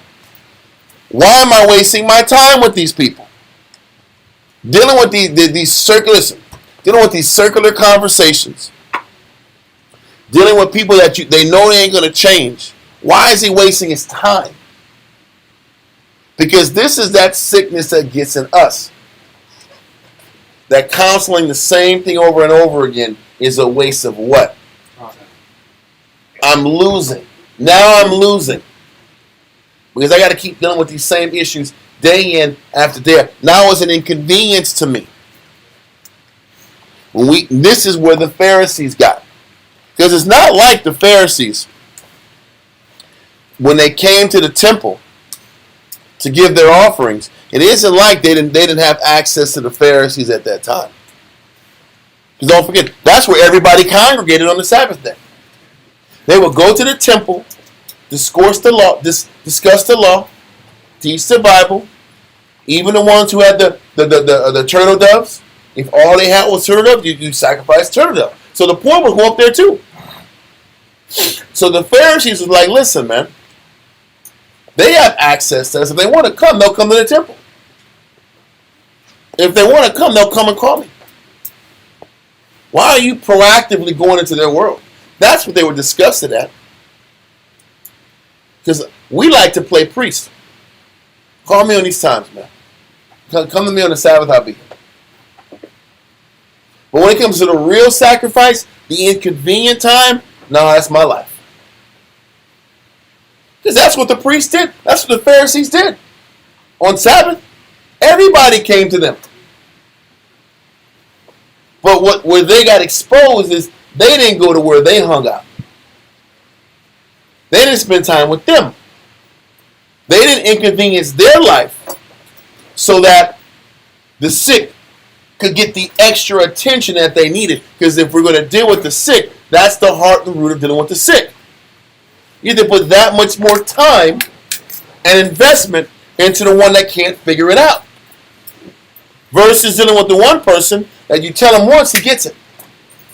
Everybody wants that kind of student. You give him one, you tell him one time, he got it, everything's cool. But that's not the people the Most High gives you. He gives you the ones you got to tell over and over and over and repeat and repeat and redirect and redirect and redirect. And that's what we don't want. So the Pharisees are like, listen, I already dealt with these guys. If they wanted counsel, they would have came to us on the Sabbath. Right? That's their policy. That's the policy. But they're not going down to where these niggas eat. I'm not going out to the bodega to deal with these guys. Oh, no. I'm not going to these guys in the chicken shack, the chicken house, barbecue joint. I don't go to the barbecue joint to deal with these guys at. Nah, bro. I'll see you on Shabbat. I'll see you on Shabbat. And then you could tell that how they rolled the ignoble didn't feel comfortable around him. You can tell that also. That's why they kept going to Christ. Because these Pharisees didn't make them feel comfortable. That's why certain brothers don't get phone calls. Because you pick the phone call up. I don't know how many rings with a phone. How many rings have it on a phone before it hangs up? I don't know. Brothers are like on that 6th ring. Shalom. Hello? Hello? You don't want to pick this goddamn phone. What's up? Shalom. Yeah, barakatah. You're doing the barakathahs. You're cutting it short. What's going on, Doc? Gun. Yeah. Gun. Like, oh, okay. Maybe I don't call this guy tomorrow. Maybe tomorrow I won't call this guy. I'm getting a very short, curt response. I'm just trying to paint a picture of today in comparison to them. To then. The Pharisees obviously made these publicans feel, if they're saying this under their breath, I mean, they go on to publicans and sinners. That's trash. How do you think they made them feel when they were right in their face? Like dirt. Even worse. And Christ sat back and did the opposite. These publicans and these sinners felt like they had a voice and felt like there was some hope. I'm just showing other forms of our hatred and other forms of our disgust towards the people that we are responsible for, that has to get fixed. Read on. Verse 3. And he spake this parable unto them, saying, What man of you, having 100 sheep, if he lose one of them, doeth not leave the 99 in the wilderness, and go after that which is lost until he find it? Why would the owner of 100 sheep, upon finding out he lost one, why would he go out of his way to pursue? Because that's what's happening. These Pharisees don't like the fact that Christ was pursuing them in their own territory and not having them come to them. So Christ is like, which one of y'all, if you had 100 sheep, if you lost one, wouldn't keep your other ones in a pen and go find it? That person who owns 100 sheep loves those 100 sheep. Those 100 sheep are valuable. So losing one is a valuable thing. So the Pharisees aren't going to go pursue these publican sinners because they're not valuable to him. And that's what Christ is explaining. The people weren't valuable. Losing a spirit wasn't that important. Losing a brother who was sick or was inconsistent or who was wavering in his life, that wasn't important to those Pharisees. Just doing the bare minimum was important. That's why Christ, like, man, if you got to treat, he's saying, you got to treat these lost sheep of Israel, these publicans and sinners, like you lost your own money. It ain't like that. That's what it is. If you lose your money, you gonna look for this money. Oh yeah. Am I right or wrong? Found it. You lost your bread out. You lost your property. You lost your car. You gonna sit back and let your car just sit back here and just somebody take it out? But is your car ever like stopped on a highway, on a freeway or something like that out? Yep. You know you got minutes out. You ever see at the first 48 when the clock starts going, the ticket out? Listen, bro. If your car gets stopped on the highway out, somebody's gonna salvage that shit and take something out of your car out. Yep. Don't let it be there too long out. They put an H on the back of your shield. Do they? Yeah. To tow it. This is to tow it. They give them a time. Yeah. They put this. Oh, they put a sticker on it. They draw on it. They say, get this one out. Yeah. Well, I'm gonna say this. It's either that or it's those boys that come around and drive and just take stuff from your car. That's it. Yeah. I'm talking about before the tow comes, somebody's coming and trying to see if they can get in that car and get something out. Remember our yellow truck got hit that way out? Yeah. They took our catalytic converter when the car shut down. No, I'm talking about when the car shut down on the highway. Somebody got the converter on the highway. Like, this is crazy and daring at the same damn time. That's gangster. 2020. That's gangster. That's what I'm saying, huh? And it wasn't on the side of the highway for that long. Yeah. They got it. That means they were driving around, and they had all the tools needed to take out. A publican took the catalytic converter out. That's the new word. But a greasy Jew, the slimy Jew. And every time you drive it, it sounds like a motorcycle. That's what I'm saying. And you got to think about that publican that got you. Yeah. And then if that publican came to class and said, "Man, just forgive me, brother. I messed up. I sinned that. Just forgive me, brother. You know, I sinned that. I was wrong. I sinned that. Forgive me. I sinned." And you look up like this. Did they buy it? Did they buy the contriteness? I don't know what I got. I don't know what's gonna stop me from from stealing and taking. That ain't gonna fix it, my G. My spidey senses are tingling like a mug right now. We gonna walk this brother. You gonna walk to the restroom, man. I got you, man. It's right over there, brother. Right over there. Come on. Make sure doors are locked. Everything is in order. You had to sit back here and decriminalize the entire walkway act. There's any jewelry, anything of value, get it out of the way. Because it will not be there when you get back. Anyway.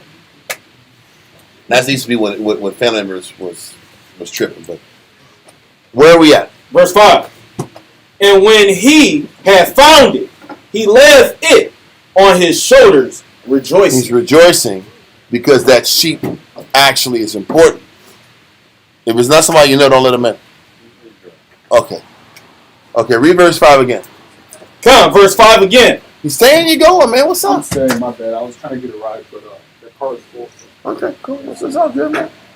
Luke chapter 15 and verse 5 reads, and when he had found it, he left it on his shoulders, rejoicing. Christ is trying to say, y'all got to learn to love these people, these sick, like you love your own personal property, like you love the things that you care about.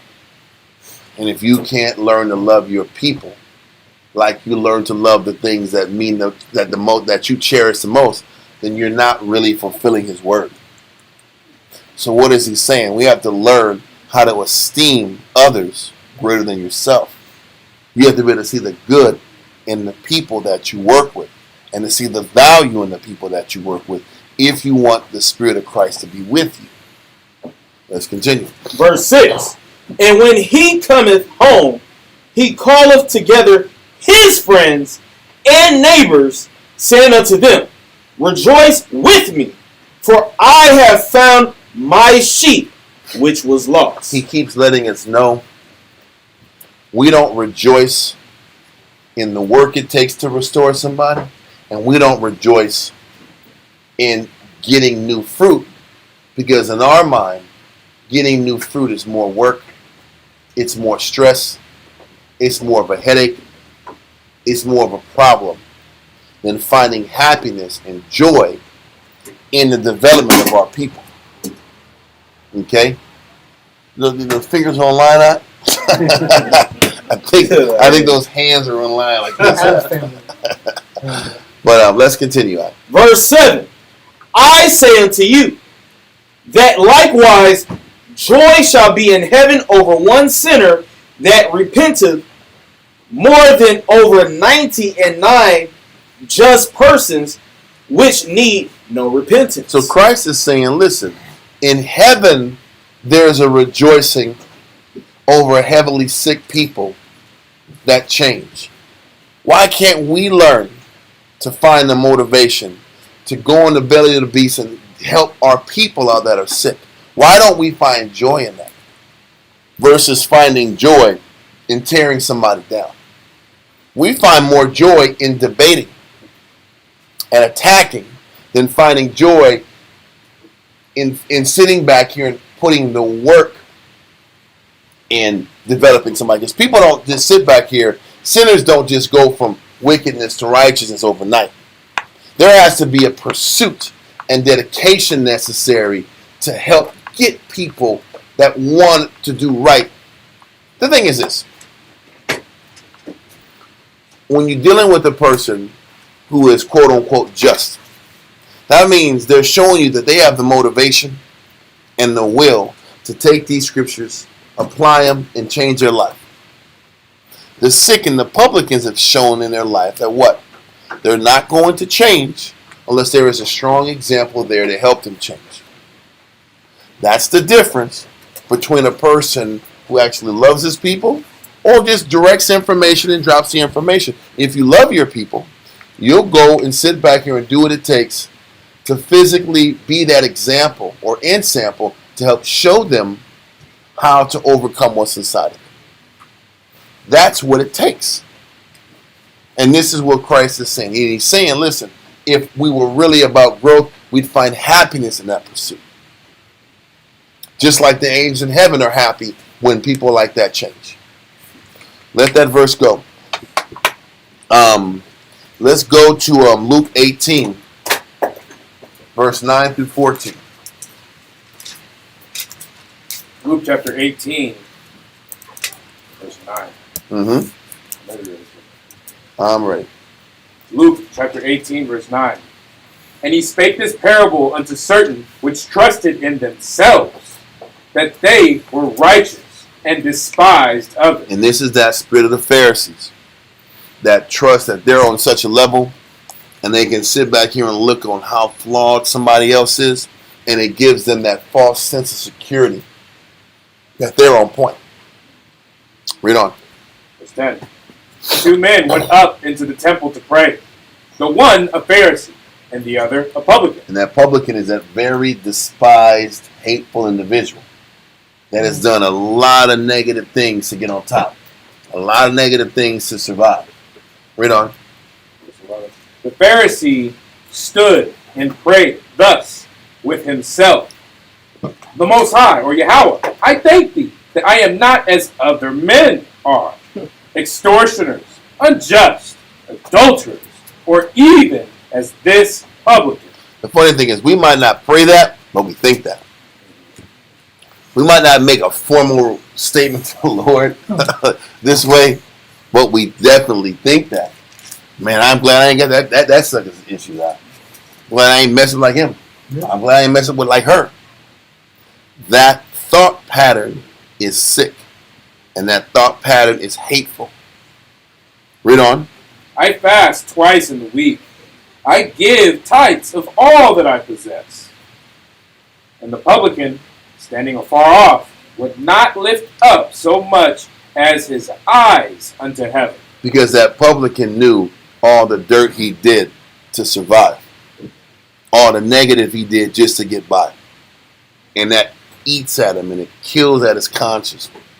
And it kills at his heart. And he's like, I can't even look at the Most. I know the dirt I've done. And I'm not justified. What's that?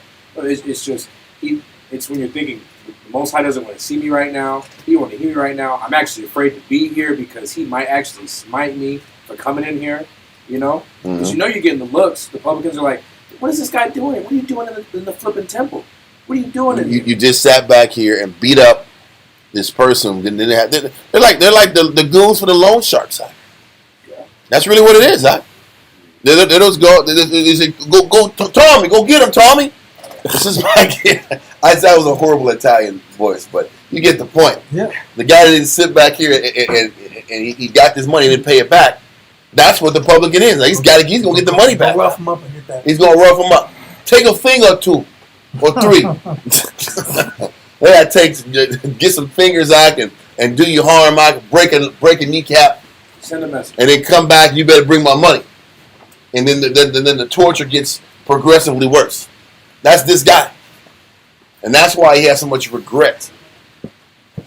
And this is why, when you're dealing with the sick, you have to sit back here and not just teach basic Bible breakdowns, and not just teach basic information. You have to help through the Bible heal a person's regret. Because when you've made enough mistakes in your life, the thought is, there's no hope. Let me just keep doing this sin. I'm no good. This is what I am. I guess this is what I am. Yeah. So the fear is, that's what a person, whether it's a publican or a sinner, is dealing with.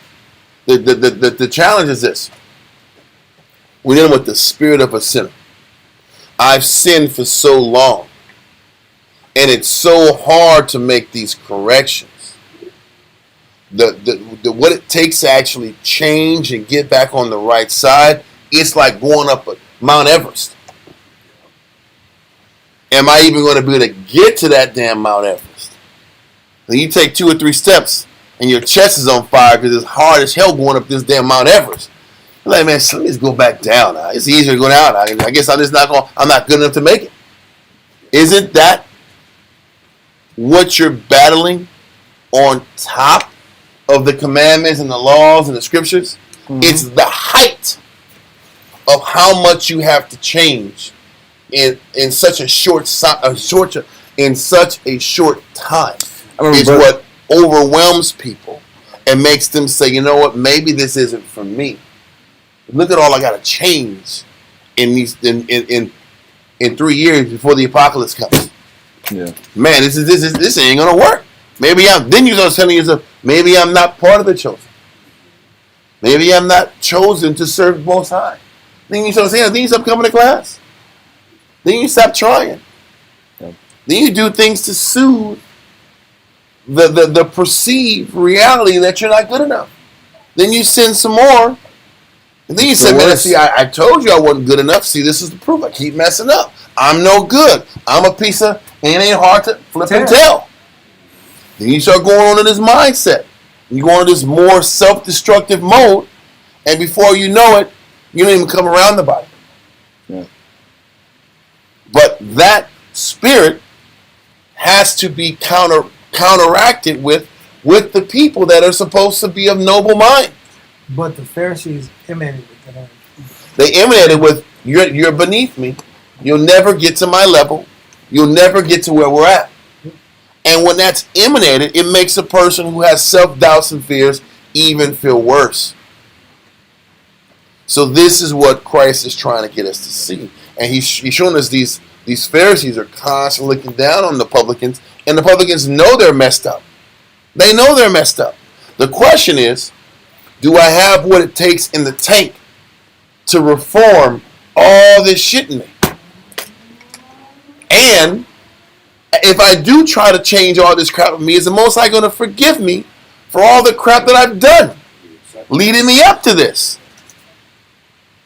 So dealing with a spirit like that, there has to be teaching the law, teaching the Torah, and reassurance behind the teaching to help counteract the psychosis of a person who doesn't think they're good enough, doesn't think they're spiritually good enough, or doesn't think they're worthy of salvation. A lot of us don't think we're worthy of salvation, don't think we're worthy of a second chance because of all the evil we've done. Christ is like, listen, the one, we're going to read what Christ said. Read Luke chapter 18, verse 13 again. Luke chapter 18 and 13. And the publican, standing afar off, would not lift up so much as his eyes unto heaven, but smote upon his breast, saying, Yahweh, be merciful to me, a sinner. So there was sincerity in the thinking and understanding that I've made a lot of mistakes. And then in that prayer, there's obviously a hope that the Most High will be able to look past these mistakes and still work with them. Because that is a reason why a guy or girl will continue to sin. Because the thinking is, I've messed up so many times, it's already over for me. So if it's already over for me, I might as well continue in the path that I'm going. But for a person to sit back here and approach the Most High and acknowledge their sins and ask the Most High to forgive them, it's our obligation, and the Most High definitely will oblige this. He will listen, and he will sit back and forgive that person. What was you going to say? Let's keep going. Let's keep going to verse. Verse 14. I tell you, this man went down to his house justified rather than the other. He says the person that was sincere about acknowledging all of his mistakes, that person will be justified in the eyes of the Heavenly Father. You know how much of a weight can be taken off of your shoulders if you truly believe all of your bad habits and all the bad things that you've done will be forgiven, if you choose to start fighting now. If we could just sit back here and receive that thinking, your mistakes, your sins, the negative that you've done for 10, 15, 20, 30 years, he will forgive them if you make the time to fix what's inside of you now. Because this side of mind plays tricks on you. It's already hard to change. It's already hard to fix the hate inside of each and every one of us. But it makes it even harder when you tell yourself, I'm already slipping right now trying to fix what's inside of me. On top of all the dirt I've done, I won't have a shot at making it. Now, Christ is saying that if you're sincere about change and you're sincere about your mistakes, he will forgive you and clean your slate. If moving forward, you give him everything you got. At least that's hope. But that message isn't being taught with the Pharisees. Can you find me that verse where it says, the scriptures talked about the ministry of condemnation. Yeah. It was in Romans, I think, because I think it was in regular class, whatever it was. The Pharisees, the way they taught, it was all condemnation, and that you're not good enough. Yeah, but it was the law, and it was how it was taught. Because if you made these mistakes, there was no turning back. There was no hope for you. There was no rectifying the sin. Christ taught different. Christ taught mercy and hope. 2 Corinthians 3:9. It was crazy. I got it. Yeah. But don't want for pulling it out. But Christ taught hope. Christ taught mercy. And that's what the Pharisees never gave. They never had mercy towards their people. And that is an aspect of that direct hatred that's in all of our hearts. It's the lack of mercy, the lack of empathy, the lack of considering the plight of somebody who hasn't quite mastered himself. Because the truth of the matter is, some of us are going to live an entire whole life having to learn how to figure the obstacles of maintaining themselves. Everybody ain't going to be able to skyrocket and make these changes fast. Some of us are going to be wrestling with our thoughts and our emotions for many, many years. And can we accept that that's what's inside of them, and that the Most High will give them an opportunity at salvation also? That's the understanding that you got to have in our position of teaching and leading. Read verse 14 again. Luke chapter 18, verse 14. I tell you, this man went down to his house justified rather than the other. For every one that exalteth himself shall be abased. The Most High is going to abase the one that thinks they got it all together.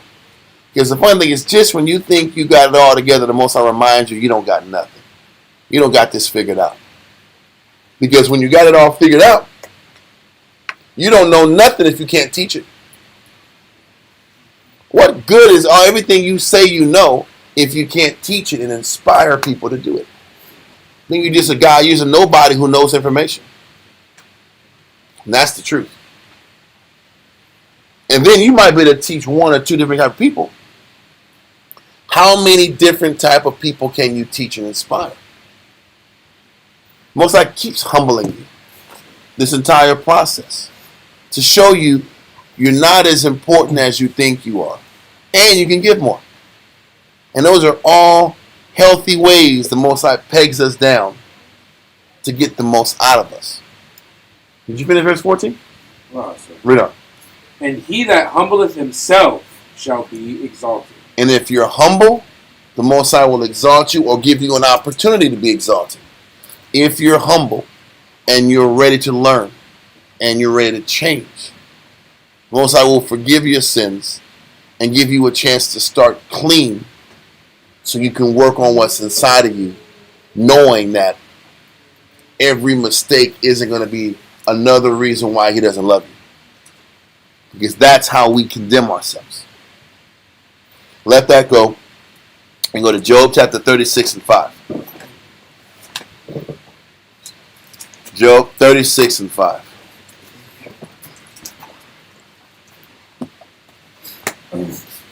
Job chapter 36 and verse 5. You got to get it real quick. Hold on a second. The brother got to pull it. You got to get the verse. Job chapter 36 and verse 5. Right. Job chapter 36 and verse 5. Behold, the Most High is mighty. He says the Most High is mighty, meaning all powerful, all strength, all potency. Read on.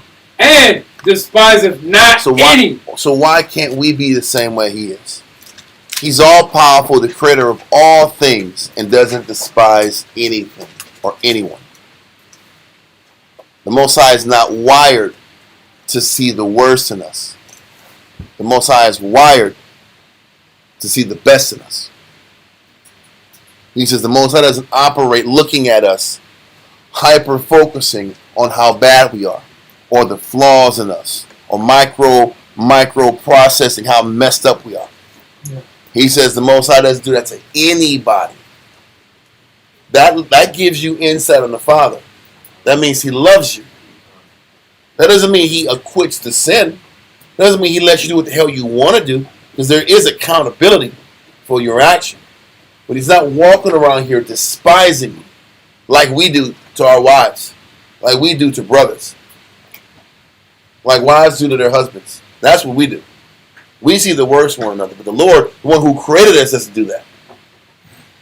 But then we'll sit back here and despise our husbands, despise our wives, despise the brothers that are over and under us, and say we're connected to the Lord, and say we know the Lord. We're liars. We're really liars. And if we can learn to get past that and understand and try to mimic our lives more like Christ, we have a shot. More like the Most High, we have a shot. None of us, the Bible says pride wasn't made for man. Neither was despising one another was made for man. We don't have the right to sit back here and look down on one another. And be angry for us. And then be angry at the sickness in people below us, or to look at hyper-focusing on the weakness of our ranking superiors. We don't have that right, ever. Read verse 5 again. Job chapter 36 and verse 5. Behold, the Most High is mighty, and despiseth not any. He is mighty in strength and wisdom. He's mighty in strength and wisdom. So really, you can't be mighty in wisdom if you despise him. Everybody talks about that wisdom, because listen, read verse 5 again from the top. We're going to explain how this parallels. Read on. Job chapter 36 and verse 5. Behold, the Most High is mighty. So he's mighty in strength. This is the physical power he has. Read on.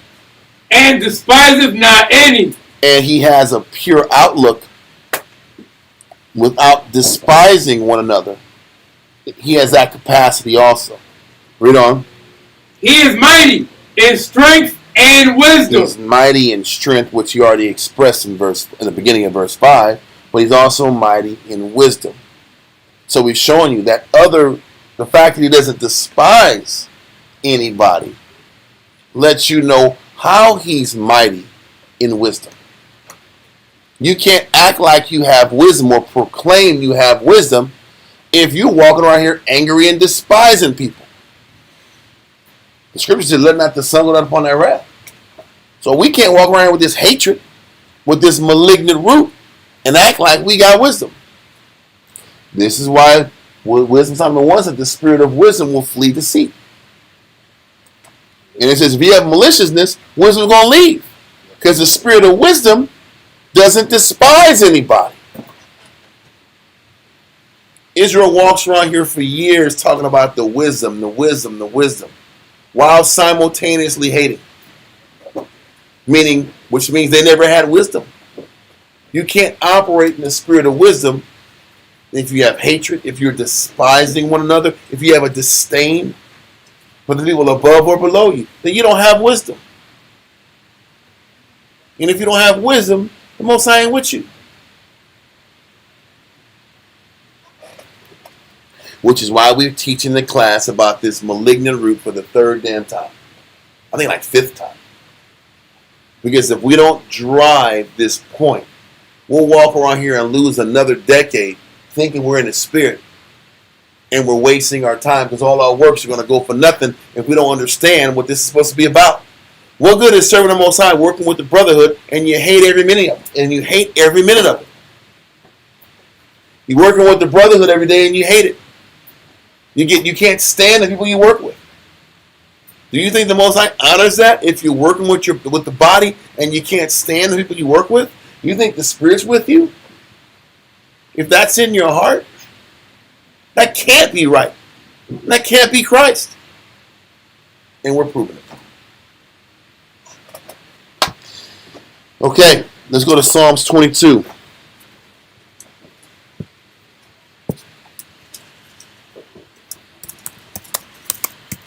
And 24.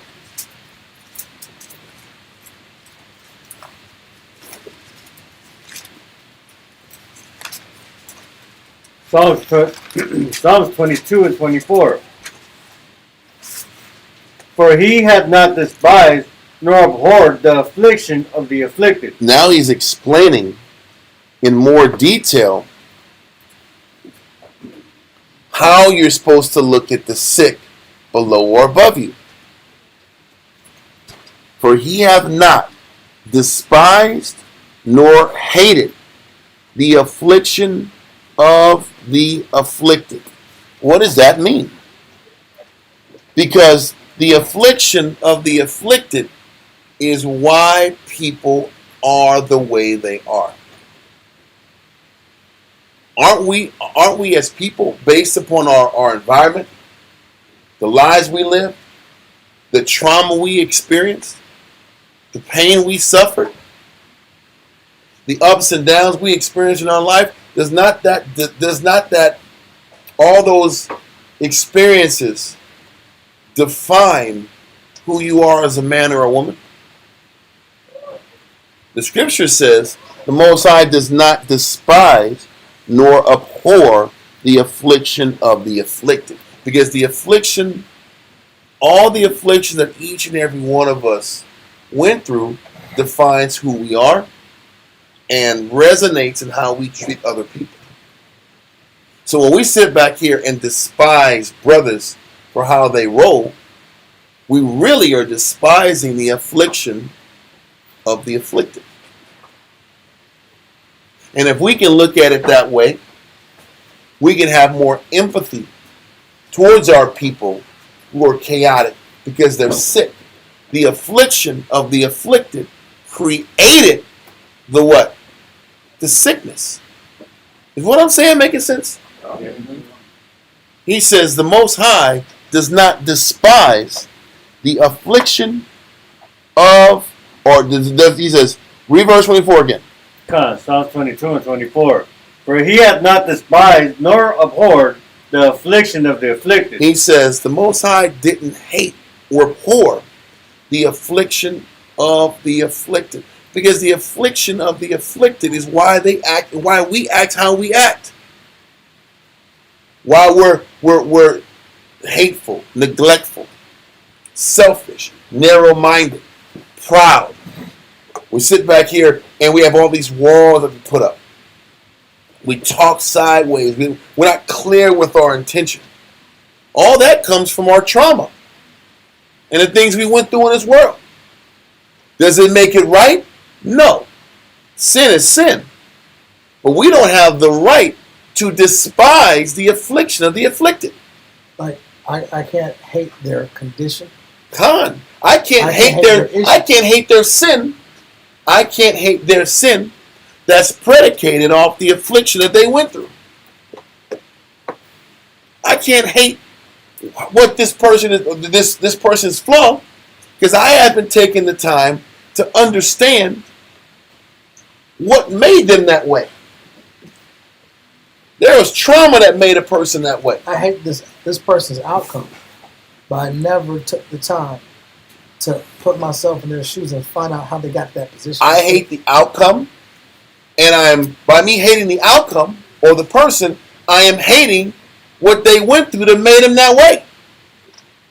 If we took the time as we're seeing brothers that are tripping, that are foul, that are negative in the outlook, they say jacked up things, do you ever sit back here and ask yourself, why are they acting this way? Why are they this sick? They are sick. Why are they so introverted? Why are they so extroverted? Why are they so hyper this? Why are they so hyper angry? Why are they so hyper this way? Why are they so sensual? Why are they this way? If you took the time, you would understand there is a trauma connected to most of the sin that we hate about people. And if we had love in our heart, we would at least dig a little deeper to understand why Israel has these sicknesses. Does that mean that we don't call them out on it? You got to call Israel on their shit all the time. But you got to be able to check them and correct them while simultaneously understanding why they're sick in the first place. Without despising and condemning. But if I understand why they're sick, Yeah. if I truly understand why they're sick, I won't despise them for their sickness. But the problem is we don't take the time to understand the sickness, so we just sit back here and hate how people make me feel, or how people make us feel by their sickness. Does that make sense? This is what the Most High is trying to show us. If we want to overcome this hatred in us, this is what it takes. I have to be able to sit back here. Yes, this brother Rose, this brother's vexing as hell. But why is he vexing? Let me understand his trauma. Let me understand why he acts the way he acts. If I can at least understand it, I can have mercy. I can have forgiveness. But you have to attack and kill that despising nature in you so you can have the mercy. The thing is this, Christ understood everybody's what? Thoughts. So he can look past the publican and the sinner, and he can see why this person is a publican, why this person is a sinner. And he understood why they were the way they were. So if you can understand why a person is the way they are, now you can have mercy. But you can't get to the point where you can understand why until you spend time with them, until you really invest into them. This is why you can't be a surface husband. You can't be a surface wife. You can't be a surface brother in the truth. You have to sit back here and get to know the people in your congregation so you have a better understanding of who they are, not to use their weakness against them like Jake does in the world, but to understand them enough so I can have mercy and patience through whatever their affliction puts me through. And that's being in the spirit of Christ. Yes, Moselle. Because in turn that matures you in the word. That teaches you what this is really about. Right. And about you. And about how this person makes me feel. Right. It's about understanding you enough to detach that hatred from me. To unlock that hatred. Part of unlocking that when you go in that person's world and you understand, you said about the why, right? Mm-hmm. Because then it's like, okay, if I understand why brother or sister X does this thing that gets on my nerves or takes on whatever it is, I figure that out, the why, I can now relate to that because I can find out that why they do that, that's in me. And I can look back and say, damn, you know what? They do this. We may have done the same thing, but I had a similar situation. I had a similar instance. I had a similar situation. So now you know what? I can understand that. And then now you can relate. And then once you relate, then that's what you do what Ecclesiastes 4:7 says. You get the love of congregation. But you do that because you realize it's not about this person attacking me. Because what happens is, when you see the affliction of the affliction ooze out on you, then all of a sudden, you take it personal. Israel wants to take your sickness like it's an attack against me. But if I'm understanding the affliction of the affliction, I understand how you're rolling towards me is really a byproduct of what you've gone through. And if I can understand that this is a sickness that is your sickness, I can detach from me. And I can detach my emotions and my foolish pride. Because what we want to do, we want to make everything about me. Yeah. And how this person makes me feel. Why is this person always messing with me? Why is this person saying this to piss me off? Can you get out of your head Maybe this person is just sick. Let me understand the affliction of the afflicted so I can learn how not to despise the affliction of the afflicted. So I understand this is your battle. So how can I be a better brother or sister while you're going through your battle? Versus this guy's pissing me off. This person got a problem with me. This person is out of order. This person don't follow no orders. This is about order and order because I got rank. Now I'm gonna push this order card.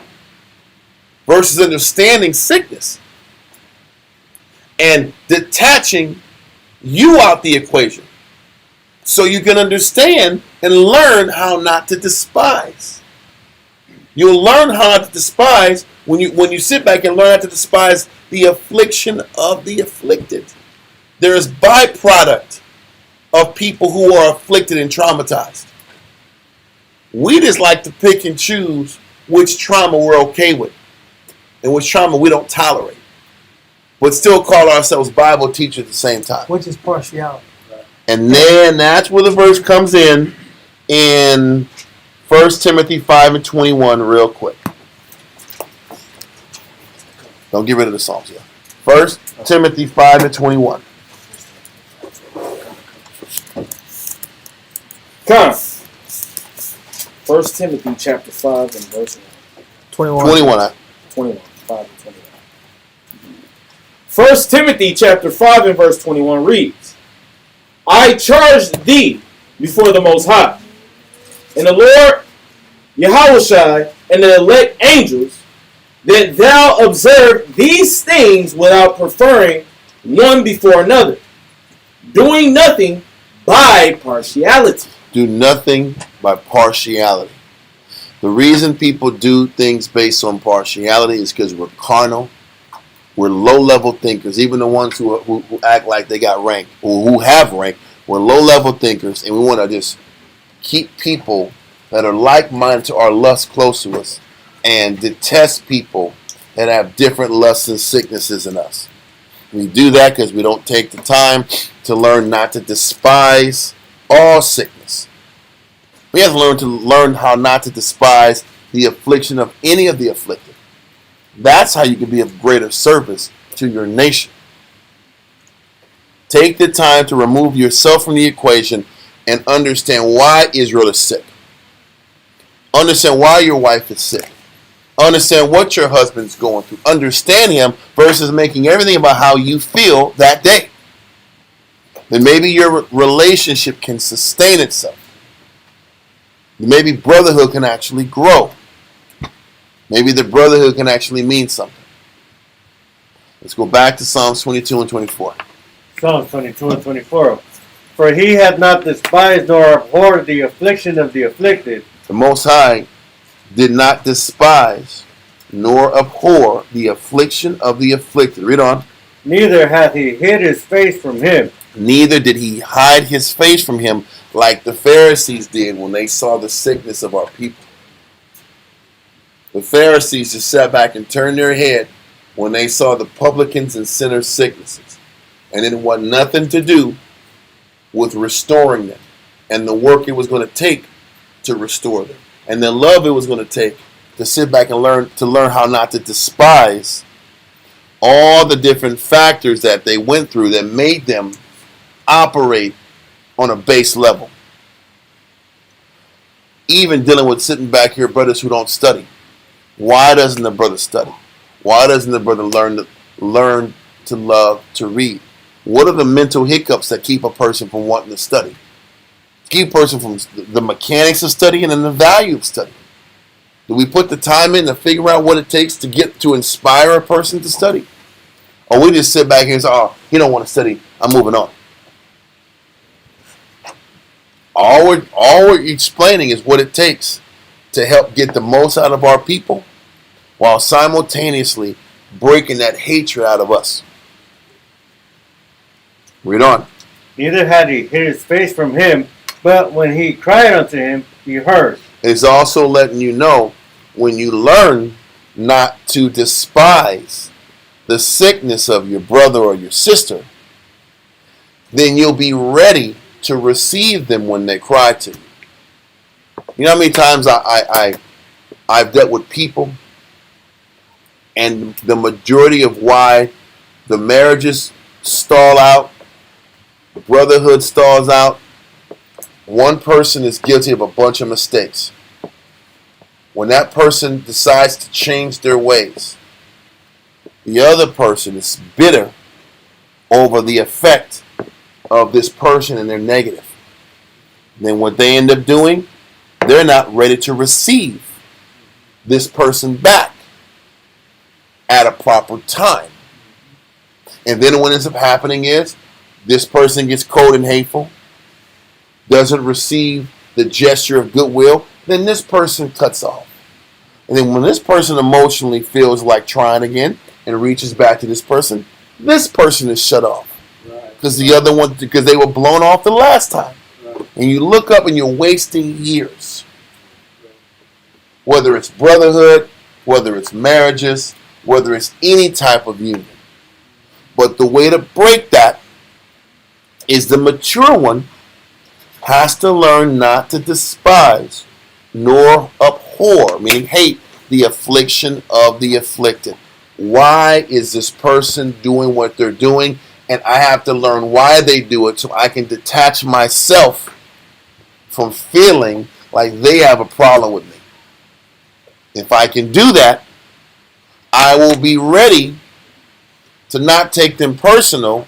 So whenever they're going through their trip and they're sinning and they're negative, when they're ready to cry back unto the Most High, meaning to change, you'll be ready to receive them because you never took them personal in the first place. Does that make sense? That's one of the keys to sustaining a marriage and maintaining a brotherhood and breaking that negative cycle in the leader. There's more in this class, but we're not going to do it. We're going to shut down class right now. All right? Water for tuning in, y'all. We will see you guys on Wednesday with Sham Shawan. Shalom.